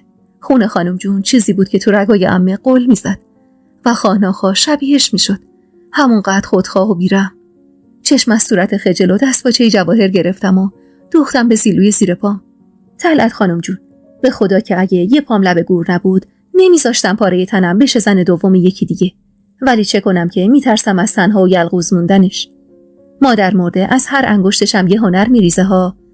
ولی خب واسه صورتش خواهان نداره. میترسم بمیرم و یه دستم از گور بیرون بمونه. به خدا به آقا هم گفتم جونم به جونش بسته. اگه امروز بره من فردا کارم تمومه. عمه پرید میونه کلام زرگل خانم. چند سالته دختر؟ جواهر منومنی کرد. 13. استکان چای سرد شده ای که عمه با انزجار نگاش میکرد و سر کشیدم تا بغضم نترکه. هر چقدر سعی کردم بغض تو گلوم نشه اشک و بچکه روگونم، نشد که نشد. چشمم که به دستای لرزونش که با اضطراب تو هم پیچ میخوردن میافتاد، قلبم به درد میومد. جواهر از منم بیچاره تر بود. درسته که برعکس من مادر بزرگی داشت که تا سرحد مرگ میخواستش و چشم در میکرد از غمش، ولی نه مادری داشت که بتونه سر و زانوهاش بذاره و سبک بشه، نه پدری که از غیرتش سینه سپر کنه. عمه که از پیرزن خواسته حاضرش کنه واسه رفتن و دامن زرگل از ترس اسیر چنگ جواهر شد. اشکم چکید روی گونم و آروم زیر گوش عمه لب زدم.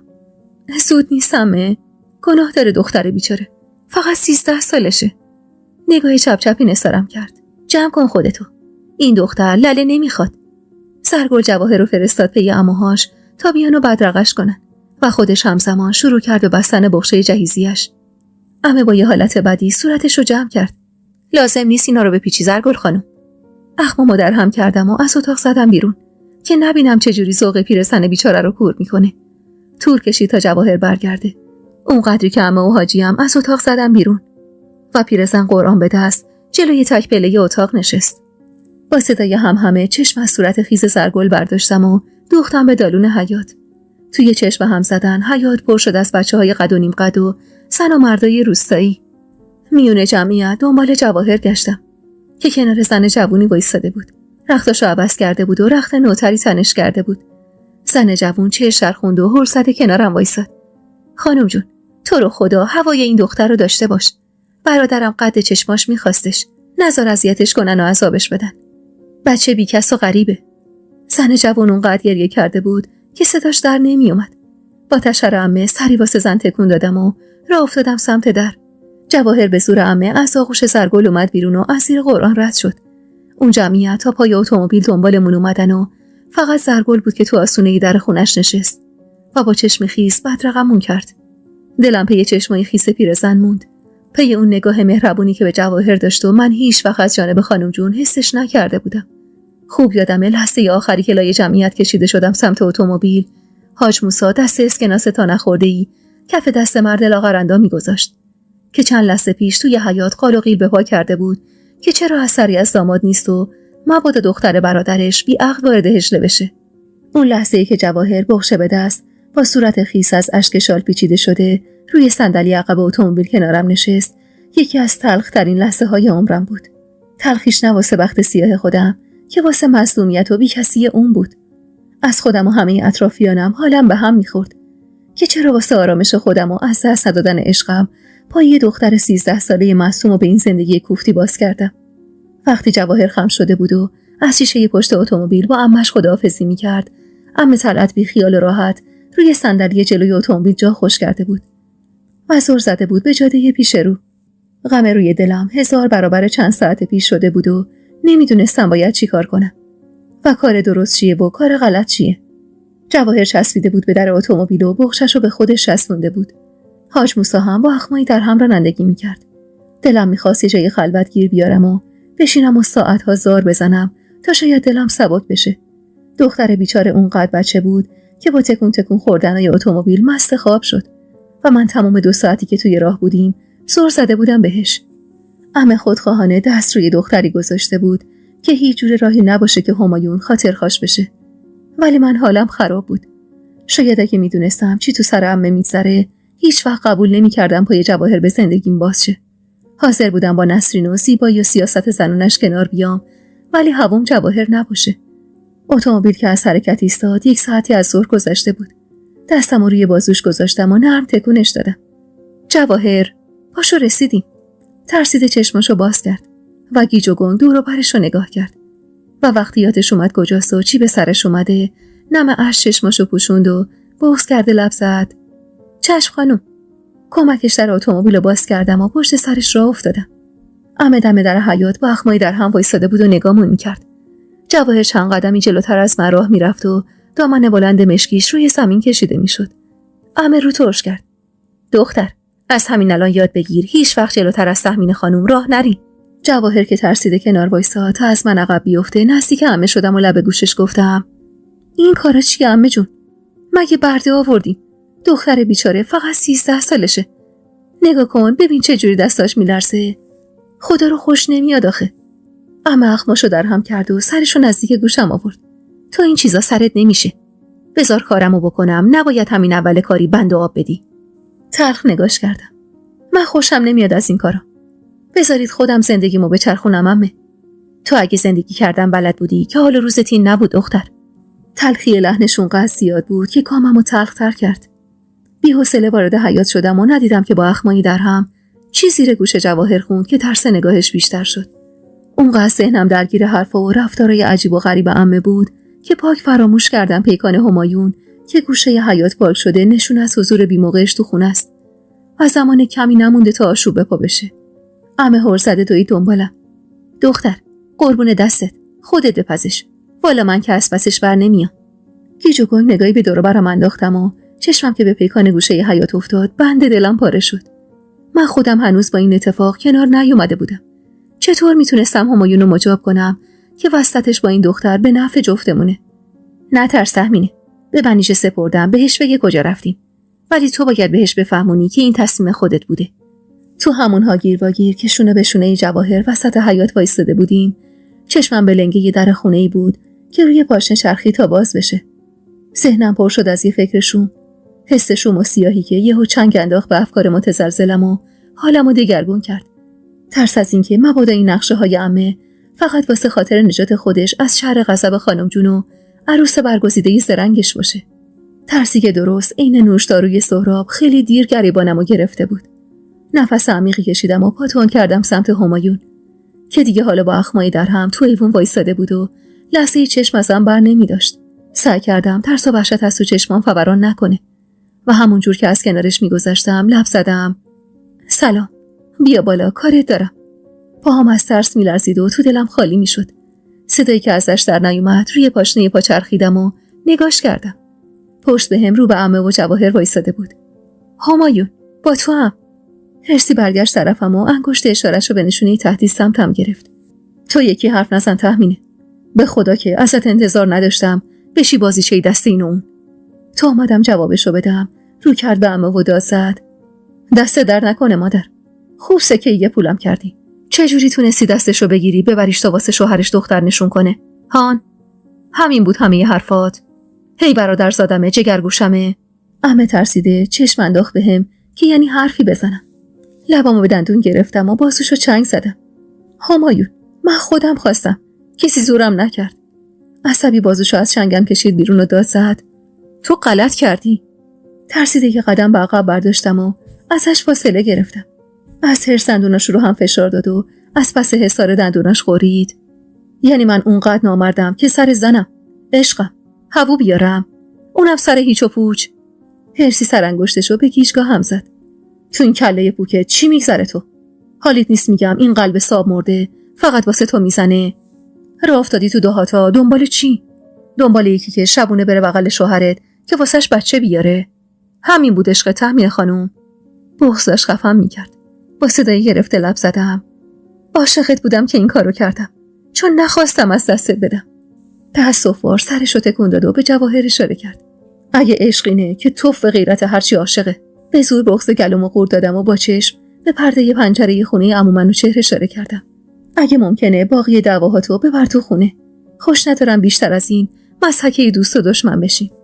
وقتی دیدم نمیخواد از جاش تکون بخوره دستشو گرفتم و کشوندمش سمت راه پله‌ها. وقتی دست و دست همایون پله‌های اتاقمونو میرفتیم بالا فکرم پی جواهر بود که وسط حیاط با عمه تنها شده بود. زوری کشوندمش توی اتاق و درو به هم کوبیدم.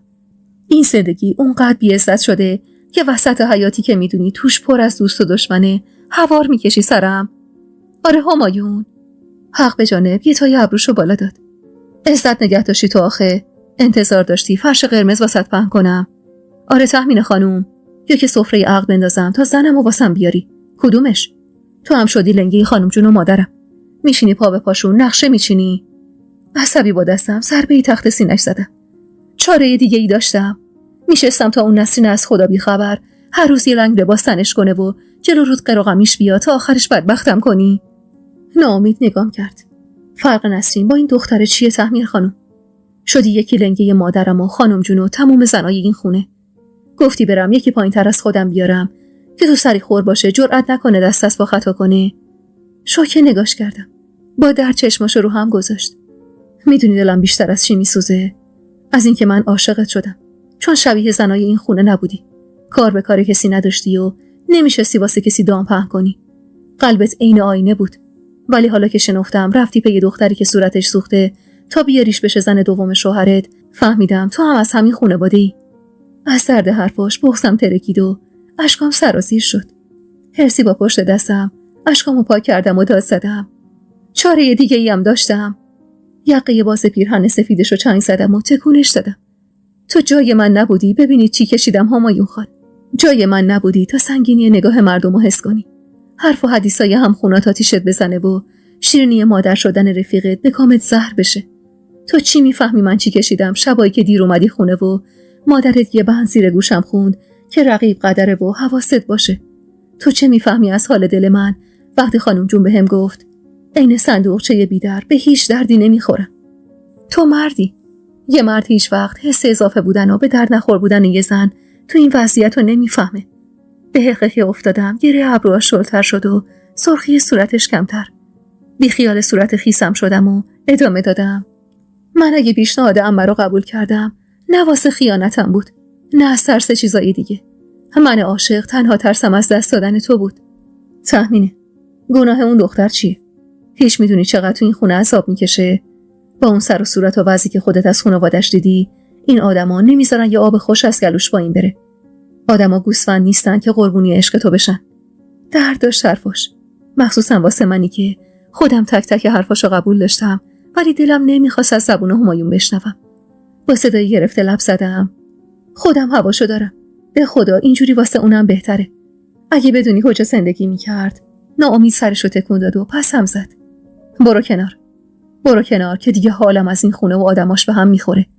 دستامو از هم باز کردم تا نتونه از در بره بیرون. همایون، به خدا اگه عقدش نکنی و بخوای بازی در بیاری، طلاق میگیرم و میرم. براق که شد تو صورتم، تازه فهمیدم چی از دهنم پریده. حرف طلاق توی خاندان ما قبح داشت. چشمای سرخش رو دوخت تو چشمام. رگ قلمبه روی شقیقش به وحشتم مینداخت. چی گفتی؟ آب دهنمو با ترس قورت دادم. حاجی به عموش پول داد. جلو چشم مردم روستا دستشو گرفتیم آوردیم. نمیشه پسش بدیم. گناه داره. خدا رو خوش نمیاد. همینجوریشم کسی نگاش نمیکنه. تلخ خندید.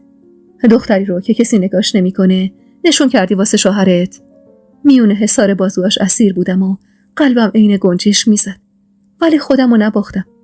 ناراحتیت از اینه که زنت برارو نداره؟ عصبی مشتی نثار دیوار پشت سرم کرد که از ترس چشمامو رو هم فشار دادم. لا مروت. ناراحتیم از ترس توئه. ترسیدی خامقه رو غمیش نسرین بشم. دویدی رفتی سراغ این ننه مرده. دردم اینه قد یه ارزن به هم اعتماد نداشتی تهمینه. بی حرف نگاش کردم و وقتی دید حرفی واسه گفتن ندارم پس هم زد و از اتاق رفت. زانوهام سوز شد و روی زمین آوار شدم. چی کار کردم با خودم؟ با زندگی؟ چرا تن دادم به نقشه یه حقیر عمه که عجیب بوی خودخواهی میداد؟ گناه جواهر چی بود؟ یادش که افتادم خودم رو فراموش کردم و ترسیدم همایون بره سر وقتش خوردش کنه. پله ها رو 2 تا یکی رفتم پایین. صدای اتومبیل نشون میداد حال همایون اونقدر خراب بوده که بی خیال بقیه شده. چشم گردوندم دور خونه دنبال بقیه. اما از مطبخ سرک کشید. چی شد؟ چرا اینقدر داغی بود؟ از اینکه اینجوری خودشو به کوچه علی چپ زده بود هرسم گرفت و انگشتامو مشت کردم. جواهر کجاست؟ چشمشو تو کاسه چرخون. با منیژه رفتن مطبخ قدیمی رو تمیز کنن اونجا بمونه. بی توجه به نگاه منتظره شاف دادم سمت مطبخ قدیمی و هر چقدر صدام زد جوابی ندادم. هرچی همه زیر گوشم خوند که من زن اول همایونم. ورزشم بیشتر از ایناست که وایسم ور دست جواهر و آتشخاله مطبخ رو جمع کنم. به خرجم نرفت که نرفت. بس بود هرچی به حرفشون گوش کرده بودم و زندگیمو خرابتر کرده بودم. دختر بیچاره‌ام که رفتار عمه رو میدید سعی میکرد ازم فاصله بگیره و حد و حدود خودش رو حفظ کنه. تا تاریکی هوا درگیر آماده کردن اتاق جواهر بودیم و عمه این اسفند رو آتیش جلس و بلس میکرد و هرس میخورد. میونه اون همه درگیری نگران مادرم بودم. نمیدونستم اگه بفهمه همچین بلایی سر زندگیم آوردم چه رفتاری میکنه.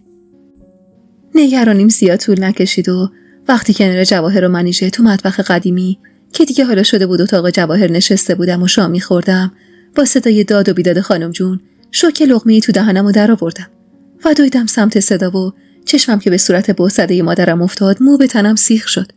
خانم جون رو به هم داد زد. همه این آتیشا از گور تو بلند میشه. از ترس اینکه نسرین رو نگیرم معلوم نیست رفتی از کدوم جهنم دره‌ای این گره گوری رو پیدا کردی. چند قدم باقی مونده بینمون رو پر کردم و هر چی دل و جرأت از خودم سراغ داشتم و ریختم تو چشمام. آره، عمدن رفتم. چون صلاح زندگیمو خودم بهتر میدونم. من بهتر از هر کسی میفهمم چی به نفعمه. واسه چند ثانیه‌ای شوکه نگام کرد و من فرصت پیدا کردم نفسی چاق کنم تا هر سرس قالب توهی نکنم. خانم جون، اگه پاشنه پاتو نمیذاشی رو خرخره من بدبخت و فشار نمیدادی اینجوری دنیام به تنگ نمی اومد و پای یکی بدبخت‌تر از خودم و به این خونه باز نمی‌کردم. برخلاف تصوری که انتظار می‌رفت تحت تاثیر حرفام قرار بگیره پوزخندی زد. لیاقتت همینه.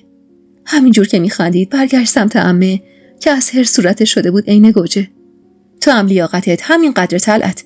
همین قدر که مادر نوت یه دختر دهاتی درب و داغون باشه که رود نشه به کسی نشونش بدی. اون لحظه که خانم جون این حرفا رو میزد خدا رو شکر کردم که فاصله ایوون تا مطبخ قدیمی اون قدری هست که صداش به گوش جواهر بیچاره نرسه و دلش بشکنه. خانم جون که زخماشو به دلم زد و رفت من موندم و مادری که هنوز از شوک در نیومده بود. آب دهنمو قورت دادم و دستشو گرفتم. مامان گلبانو، مجبور شدم به خدا. یعنی چاره دیگه ای نداشتم. اگه این کارو نمی کردم خانم جون بدبختم می کرد. تلخ خندید. الان خوشبختی؟ یا که یه بدبختم به بدبختای این خونه اضاف کردی؟ به خدا واسه اونم بهتره. اینجا همه چیزش مهیاست. جاش خیلی بهتره. مطمئنم خوشبخت میشه. سر تأسفی تکون داد. مگه خوشبختی بجاست؟ به خدا که دل من توی آلونک تو همون دهگوره بیشتر از این خونه باغ شاده. زبونم بند اومد از حرفش. یه جورایی هم حرفاشو قبول داشتم، هم از رو شرمنده بودم. دختری که یه عمر با بدبختی تربیت کرده بود تا بشه طبیب، حالا شده بود بازیچه دست این و اون واسه رسیدن به منفعت بیشترشون. مادرم که به حالت قهر رفت، بی توجه به غرغرای عمه چپیدم تو اتاقه که بالا خونه. حالم اونقدری خراب بود که حتی وقتی صدای داد و بیداد عمه سر جواهر بخت برگشته رو شنیدم، سر از بالش بر نداشتم و دل از خلوتم نکندم. دلتنگ و بیقرار همایون بودم. حرفاش که بند تو سرم تاب می‌خورد و مغزمو نابود می‌کرد. همایون نه تنها اون شب که حتی روز بعدش هم خونه نیومد. حاج موسی از دست عمه کفری بود و کل شهر رو پی همایون گشته بود. منم میونه حال خرابی خودم و دلنگرانیم واسه همایون، وجدانم گیر جواهر بود. هرچی بیشتر باهاش وقت می‌گذروندم، بیشتر عذاب وجدان می‌گرفتم. سومین شبی بود که بدون همایون سر می‌کردم.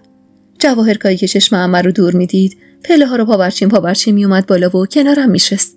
13 سالش بود، ولی پاکی قلبش عین بچه‌های 3 ساله. گاهی حس می‌کردم جواهر بچه‌ایه که میتونستم به فرزندی بگیرم و بزرگش کنم. همونقدر پاک و معصوم. تأمین خانم، آقا چون از من بعدش میاد خونه نمیاد.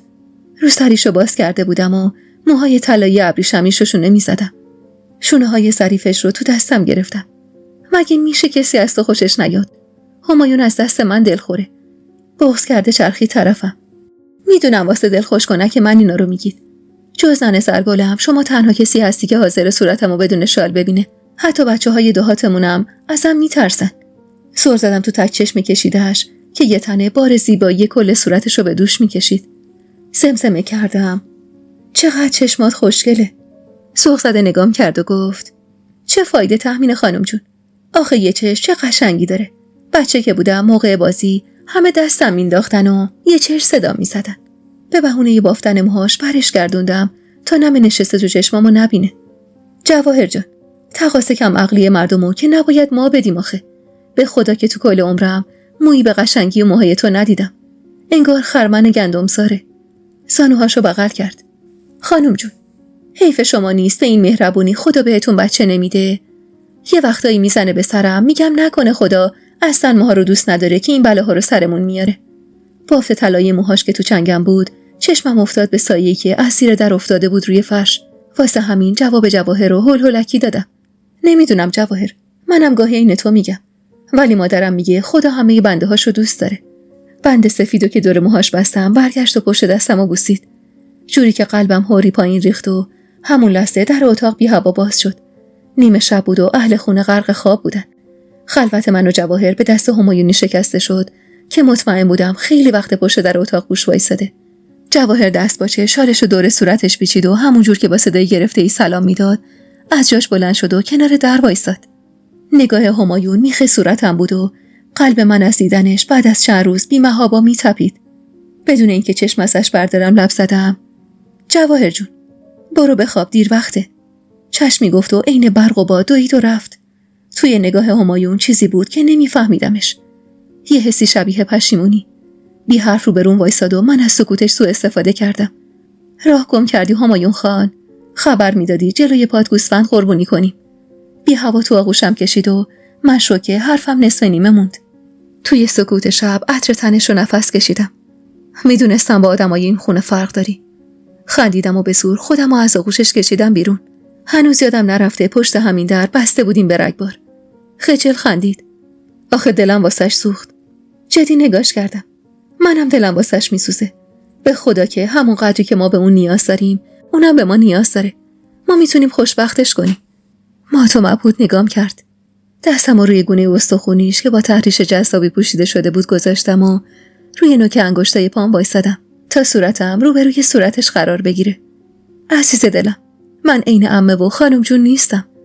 دروغ نگم وقتی از اینجا راه افتادیم بریم دهات، توی سرم حرفای عمه بود، ولی وقتی دیدمش مهرش به دلم نشست. همایون، جواهر جز یه ننه پیر هیچ کسی رو نداره. اون بیچاره هم یه پاش لب گوره. درسته قرار بشه زن دوم، ولی به خداوندی خدا قسم قرار نیست عین هوا باشم واسش. نوک بینیمو بوسید و لبخند زد. ببخش سرت داد زدم. دهن کجی کردم. این یه موردو نمیبخشم، چون وسط حیات عین لاتولوتای چاله میدون وایسادی به عربده کشی. خجر سر به زیر انداخت و روی زمین نشست. شوکه بودم. حق بده بهم. هنوز باورم نمیشه عین خان و خانزاده ها و مردای قرون وسطا قراره بشن مرد و 2 زنه. کنارش نشستم و سرم روی زانوش گذاشتم. واسه منم خیلی سخته همایون. فکر نکن راحته. اما شاید خواست خدا این بوده که پای جواهر اینجوری به زندگیمون باز بشه و دری به روش باز بشه. هان طوری از موهامو لای انگشتاش گرفت. خیلی بچه است. به خدا دلم واسش کباب میشه. سرمو چرخوندم تا نم اشک تو نگاهمو نبینه. در عوض خیلی عاقل و خانومه.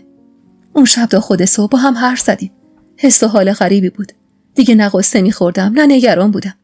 انگار که معشوقم و دست آدم مطمئنی میسپردم و دلم قرص بود که بلایی سرش نمیاد.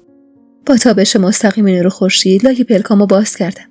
همایون بالا سرم نشسته بود و سر زده بود بهم. نگاهمون که به هم گره خورد دست باچه چشم ازم گرفت و نم گوشه چشمشو با سرانگشت گرفت.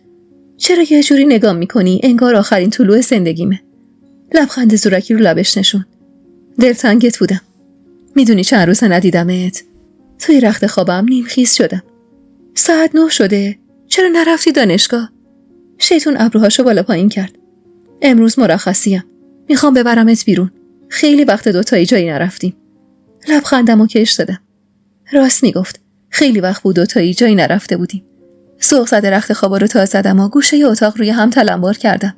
همایون پیراهن کلوشه مخمل آبی رنگ فیروزه‌ای رو از کمد لباسیم بیرون کشید.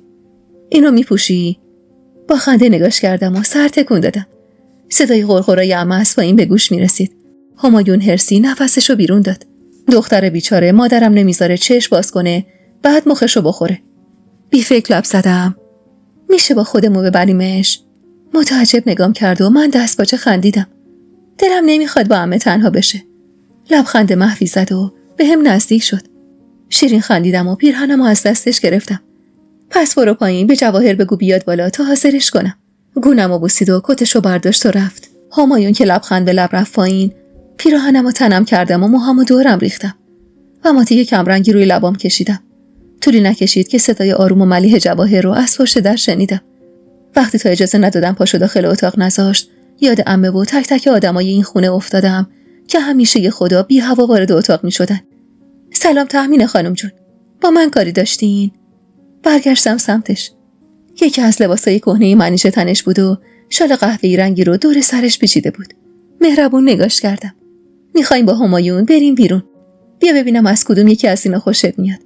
همونجور که نگاش میکردم پیراهن سبز مخمل جهیزیمو تو دست راستم گرفتم و پیراهن گلداری که چند وقت پیش مادرم واسم دوخته بود تو دست چپم. جواهر متعجب به خودش اشاره کرد. از من نظر میخوای تهمین خانم جون؟ خندیدم. خب تو قراره بپوشی. میخوای از همه نظر بخوام؟ دست باچه لب به دندون گرفت. آخه خیلی قشنگن. حیفه واسه من. اخمامو در هم کردم. این حرفا چیه میزنی؟ انتخاب کن کدومشو دوست داری. هر زده به پیراهن مخمل سبز رنگم اشاره کرد. این خیلی خوشگله. عین مال شما برق میزنه. پس من پشتمو میکنم تو لباستو در بیار و اینو بپوش. مطمئنم خیلی بهت میاد. جواهر این بچه‌ها سوق زده و خوشحال پیراهنو گرفت و پشت سرم وایساد. حال خوبی داشتم. میدونستم اگه عمه بفهمه جفت چشامو از کاسه در میاره. ولی من به ساز دلم میرقصیدم. خانم جون این خیلی کوتاهه. من خجالت میکشم. برگشتم سمتش. بلندی پیراهن تا زیر زانوش بود. ولی از دو پای گل انداختش مشخص بود به اینجور لباس عادت نداره. جوراب شلواری ضخیممو از تو کمد در آوردم و کمک کردم پاش کنه. و نگاهم که به شال قهوه‌ای کهنه دور سرش افتاد، وا رفتم. جواهر شرمنده دستمو گرفت. تأمین خانم جون، به خدا اگه پشیمون شدین و دلتون نمیخواد با این وضع کنارتون باشم، بهم بگین به خدا دلخور نمیشم. حق دارین شما. ابروهامو گره زدم به هم. جواهر، وقتی اینجوری حرف میزنی ناراحت میشم. دارم فکر میکنم ببینم جای اون شال چی میتونم پیدا کنم واسط. همونجور که جواهر بالا سرم وایساده بود کل کمد ریختم بیرون. آخر سر به روسری مشکی حریرم که رسیدم سوق زده داد زدم. آهان ببین این خوبه ها، نازکم هست گرمت نمیشه. کمکش روسری رو دور سرش بستم و دستش رو گرفتم و زیر نگاه چپ چپ عمه از پله ها پایین اومدم. مطمئنن اگه اون لحظه از ترس همایون نبود بعد جور مورد لطف عمه قرار میگرفتم. اون روز وقتی ستایی سوار اتومبیل شدیم و راه افتادیم تو خیابونا، خیالم پیش وجدانم راحت بود. اینکه جواهر ذوق زده از شیشه اتومبیل خیابونا و مغازه‌ها رو نگاه می‌کرد حالمو بهتر می‌کرد. همایون هنوز مطمئن نبود که من از ته دلم به این وصلت راضیم و سعی می‌کرد جلوی من حتی گوشه چشمیم به جواهر نندازه.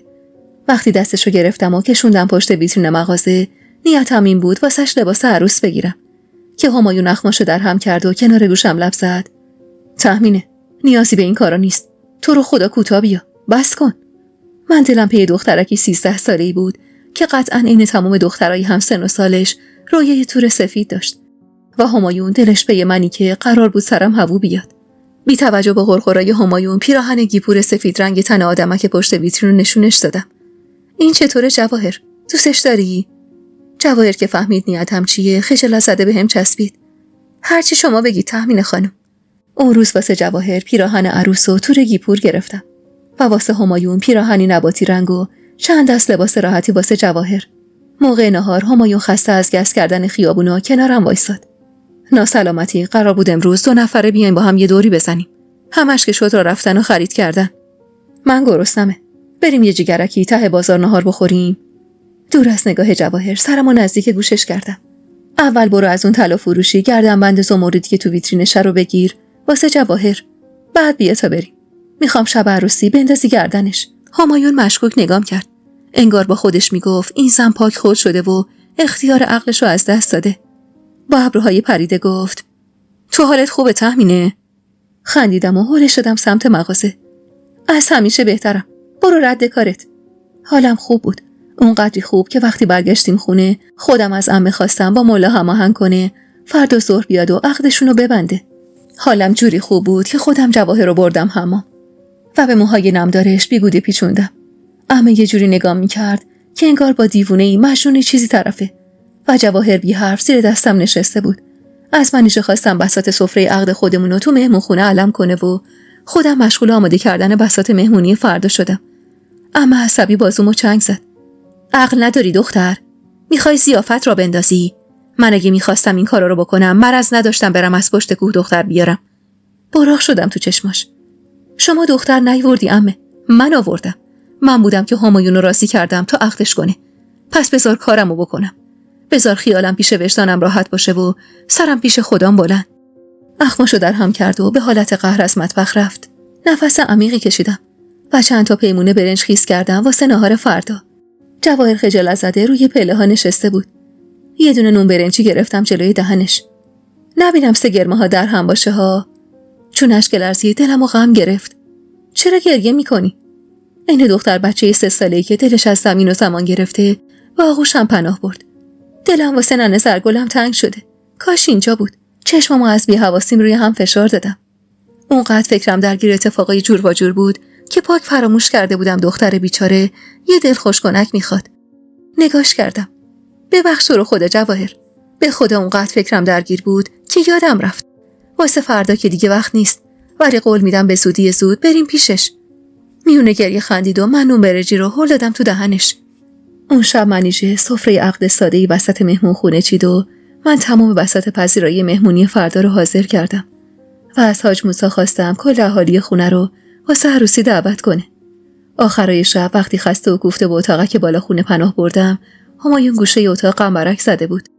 چشمم که به چشمای سرخش افتاد بغضم گرفت. چرا بیداری همایون؟ بگیر بخواب، صبح کلی کار داریم. دستش رو سمتم دراز کرد و من به آغوشش پناه بردم. حالم خوب نیست تهمینه. یه حس گندی دارم.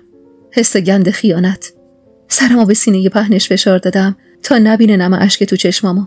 تا نفهمه حال خوشم سرپوشی بوده روی عذاب وجدان و دل شکستم. سعی کردم صدام نلرزه. من راضیم همایون. راضی. حلقه دستشو دور کمرم تنگتر کرد. من تو رو از خودمم بهتر میشناسم تهمینه. میدونم تو اون دل کوچیکت الان چیا میگذره و چه غوغایی برپاست. فقط میخوام بدونی هر چی که بشه تا دنیاست تو تنها کسی هستی که من خاطرشو میخوام. بغض نذاشت جوابشو بدم و همونجا تو آغوشش غرق شدم. اون شب عجیب دلم هوای مادرمو کرده بود که چندین روز بود نگاهشو ازم دریغ میکرد و اگه حصار دستای همایون دوره کردنم و نگرانی واسه جواهر نبود شبونه پناه میبردم به آغوشش و تا خود صبح اونقدر گریه میکردم تا شاید کمی دلم خالی بشه. سخت بود. کاری که من داشتم میکردم خیلی سخت بود، اما زندگی چاره‌ای جز این برام نذاشته بود.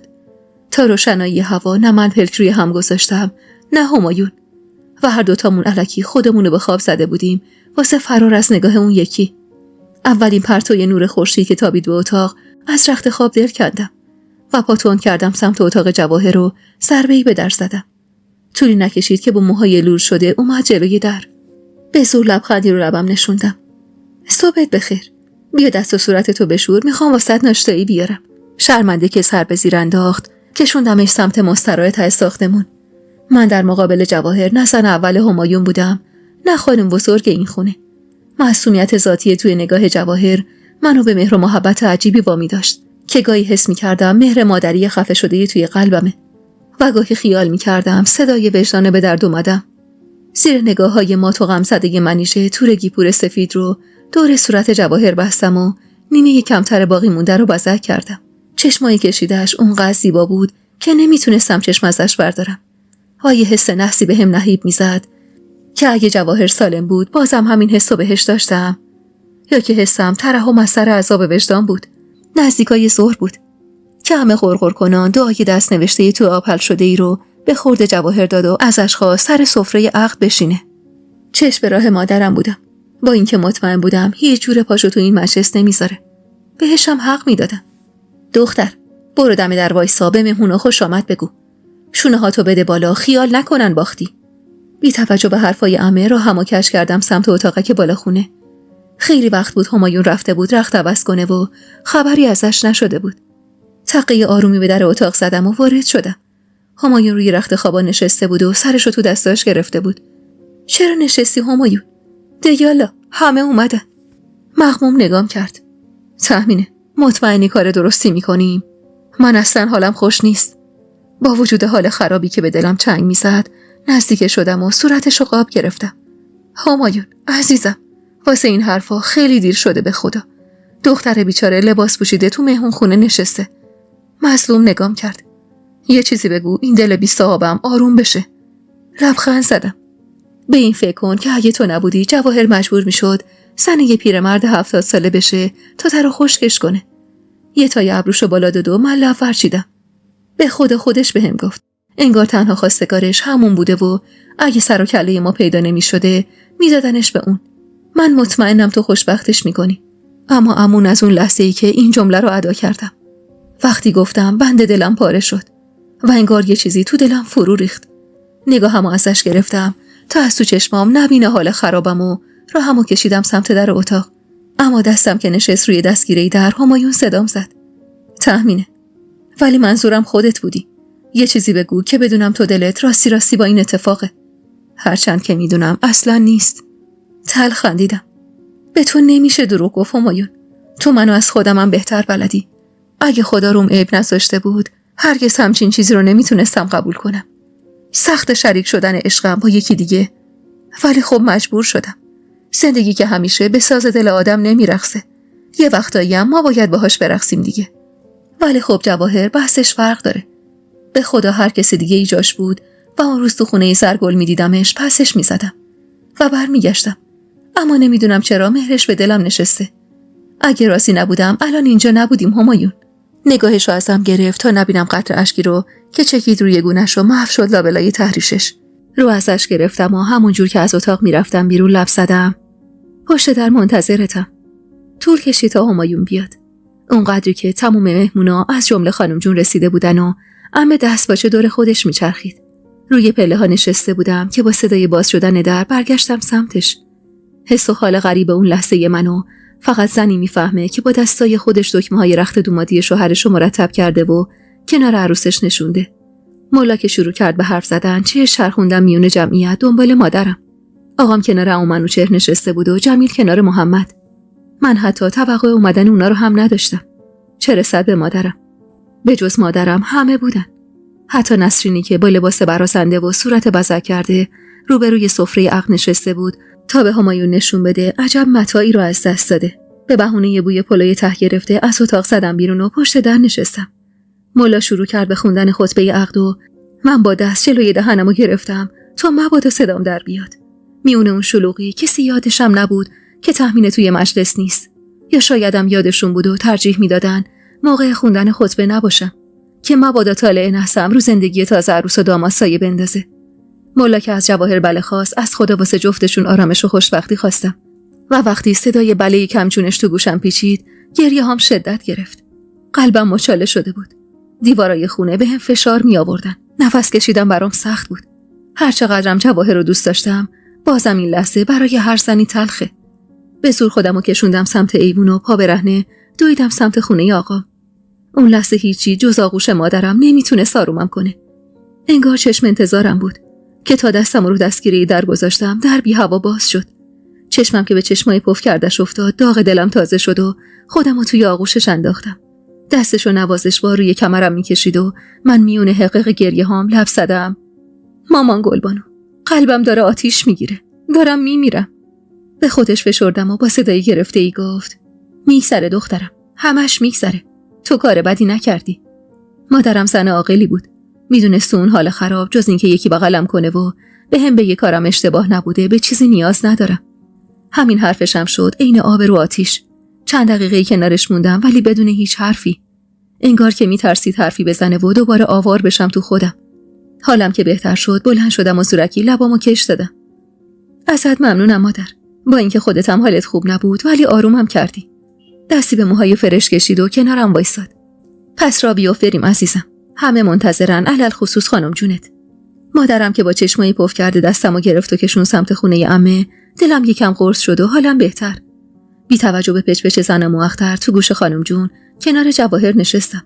سرش یه جوری پایین بود که چونش چسبیده بود به یقه پیرهنش. لبامو نزدیک گوشش کردم. خوبی؟ همایون کجاست؟ با صدایی گرفته ای لب زد: نمیدونم خانم جون، من این زیر چیزی نمیبینم. تور بزرگی که عمه انداخته بود رو سرش رو کنار زدم. اونقدر گریه کرده بود که زیر چشمش سیاه شده بود و آبراهه سیاهی تا گلوش خط انداخته بود. با لبه پیرهنم اشکاشو پاک کردم و زیر نگاه متعجب اهل خونه صورتشو بوسیدم. مهمونای مصلحتی مجلس بیدایر دنبکی که فقط از سر ارضای حس کنجکاویشون اومده بودن، بعد از خوردن نهار با یه تبریک خشک و خالی به عمه طلعت و نادیده گرفتن عروس رفتن و من یه نفس راحت کشیدم. عمه دکمه‌های کتشو باز کرد و روبروم نشست. هیچ معلوم نیست اینجا چه خبره. تو که ول کردی رفتی، همایونم بعد از عقد رفت و دیگه بر نگشت. بی حال نگاش کردم. برمیگردم، بچه که نیست که گم شده باشه. عصر بود ولی تنم یه جوری بود که انگار ماها بود نخوابیده بودم. دست جواهر رو گرفتم و کشوندمش سمت اتاقش. به منیژه سپرده بودم رخت خواب عروس داماد رو پهن کنه و بخچه جهیزیه جواهر رو باز کنه. هر چقدرم خودم رو محکم میگرفتم اما بازم واسم سخت بود. سخت بود دیدن رخت خواب دامادی همایون کنار کس دیگه‌ای. جواهر چشمش که به لحاف تشک قرمز وسط اتاق افتاد، لب به دندون گرفت و سر به زیر انداخت. آروم لب زدم: جواهر، ننه سرگلت بهت گفته چه کارا باید بکنی؟ بی این که نگام کنه تون سر تکون داد. بله تحمین خانم جان. لبخند زدم.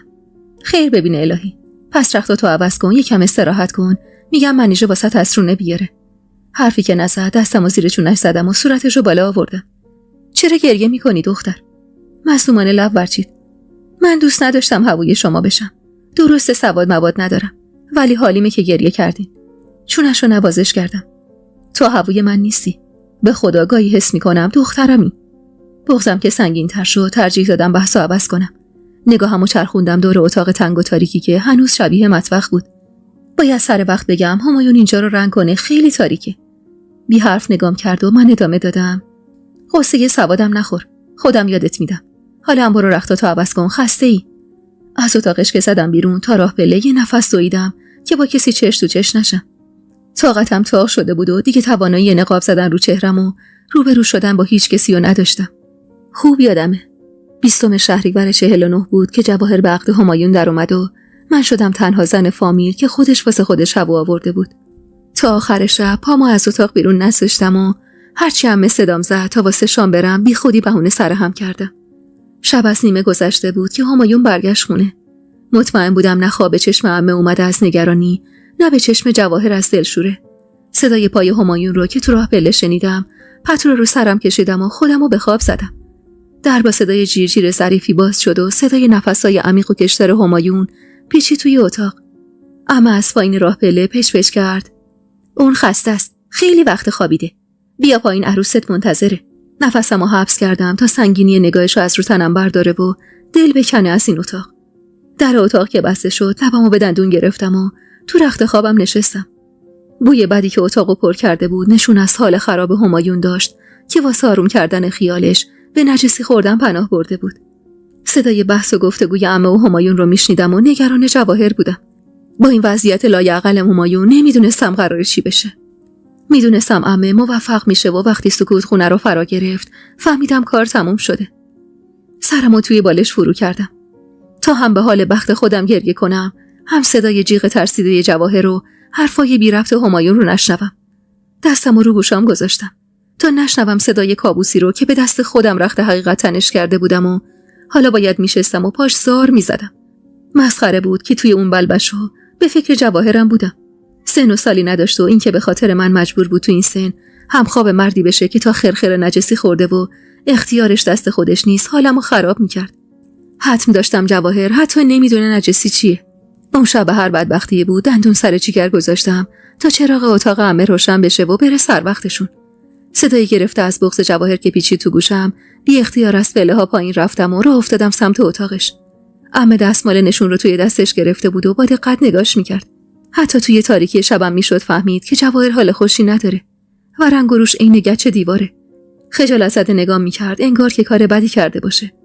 اما از دیدن من اون موقع شب پشت در هجله شوهرم شوکه شده بود. زورکی لبخند مصنوعی روی لبم نشوندم و گفتم رنگ و روش پریده عمه. برم یه نباداغ واسش بیارم. منتظر نشدم کسی چیزی بگه و پاتوند کردم سمت مطبخ. هولکی نباداغی درست کردم و بردم واسه جواهر که تنهایی لب پله ها نشسته بود. استکان رو دادم دستش. بخور بهتر میشی. چونش از بغض میلرزید ولی زورکی محتوای لیوانو سر کشید. همایون یکم نجسی خورده بود. حالش خوب نبود. اذیتت که نکرد. بغض کرده لب زد. نه خانم جان. فقط گریه میکرد. لبمو به دندون گرفتم تا اشکم سرازیر نشه و حالش از اونی که بود بدتر نشه. صبح تنی خسته و داغون چشم باز کردم و نگاهم که به همایون بغل دستم افتاد یه آن شک کردم که نکنه تمام اتفاقای شب و روز گذشته کابوس وحشتناکی بوده و حالا دود شده رفته هوا. اما بوی آرد تفت خورده که به مشامم خورد یادم انداخت نه کابوسی در راه بوده و نه دود شدنی. هرچی بوده و نبوده حقیقت محض بوده. حقیقتی که نشون از بخت سیاه من و زندگی جهنمیم داشت. حالا عمه واسه نو عروسش کاچی آماده میکنه و همایونی که کنارم گیج خواب بود تنها دلیلش پریدن بی موقع مستی از سرش و نشستن عذاب وجدان دوباره به دلش بود. دلم میخواست یه جایی رو توی این دنیا داشتم که بهش پناه میبردم. علل خصوص اون روزی که حوصله هیچ کسی رو نداشتم، حتی همایون. دلم میخواست یه جایی باشه که نه کسی نشونش رو داشته باشه و نه نشونی از بقیه بهم بدن. برم و غرق بشم تو تنهاییم تا جایی که دست برداره این بغض لعنتی گلو. بوی آرد و روغنی که کل خونه رو برداشته بود حالمو به هم میزد. بی حوصله و کلافه لباسامو عوض کردم و کیف وسایل دانشگاهمو برداشتم. جز اونجا کجا رو داشتم برم که هواش با هوای این خونه زمین تا آسمون فرق داشت. در اتاقو بی صدا بستم تا مبادا همایون بیدار بشه و باهاش چش تو چش بشم. پله ها رو که سرازیر شدم دیدم که عمه کنار جواهر نشسته و لقمه ناشتایی تو دهنش میذاره و تا چشمش به من افتاد براق شد. باز که تو شال و کلا کردی. آدم نمیشی تو دختر. نه. جواهر خجالت زده لب به دندون گرفت و من بی‌حوصله سرمو کج کردم. دیگه چه فرقی میکنه عمه؟ سر تأسفی تکون داد. خوبه والا. حتمی با خودت میگی من که آب از سرم گذشته. حالا چه یه وجب چه 100 وجب. عمه بی خیال این حرفاشو. من میرم دانشگاه. همایون بیدار شد بهش بگو. جواهر سوق زده با چشمای گرد شده لب زد. تأمین خانم جون. شما دانشگاه میری؟ مهربون نگاش کردم. آره دوست داشته باشی یه روز میبرمت از نزدیک ببینی. تا جواهر خواسته هم باز کنه و چیزی بگه عمه رو ترش کرد. خوبه همین خودتو بدبخت کردی. بسته. لازم نکرده اینم با خودت بکشونی ته چاه.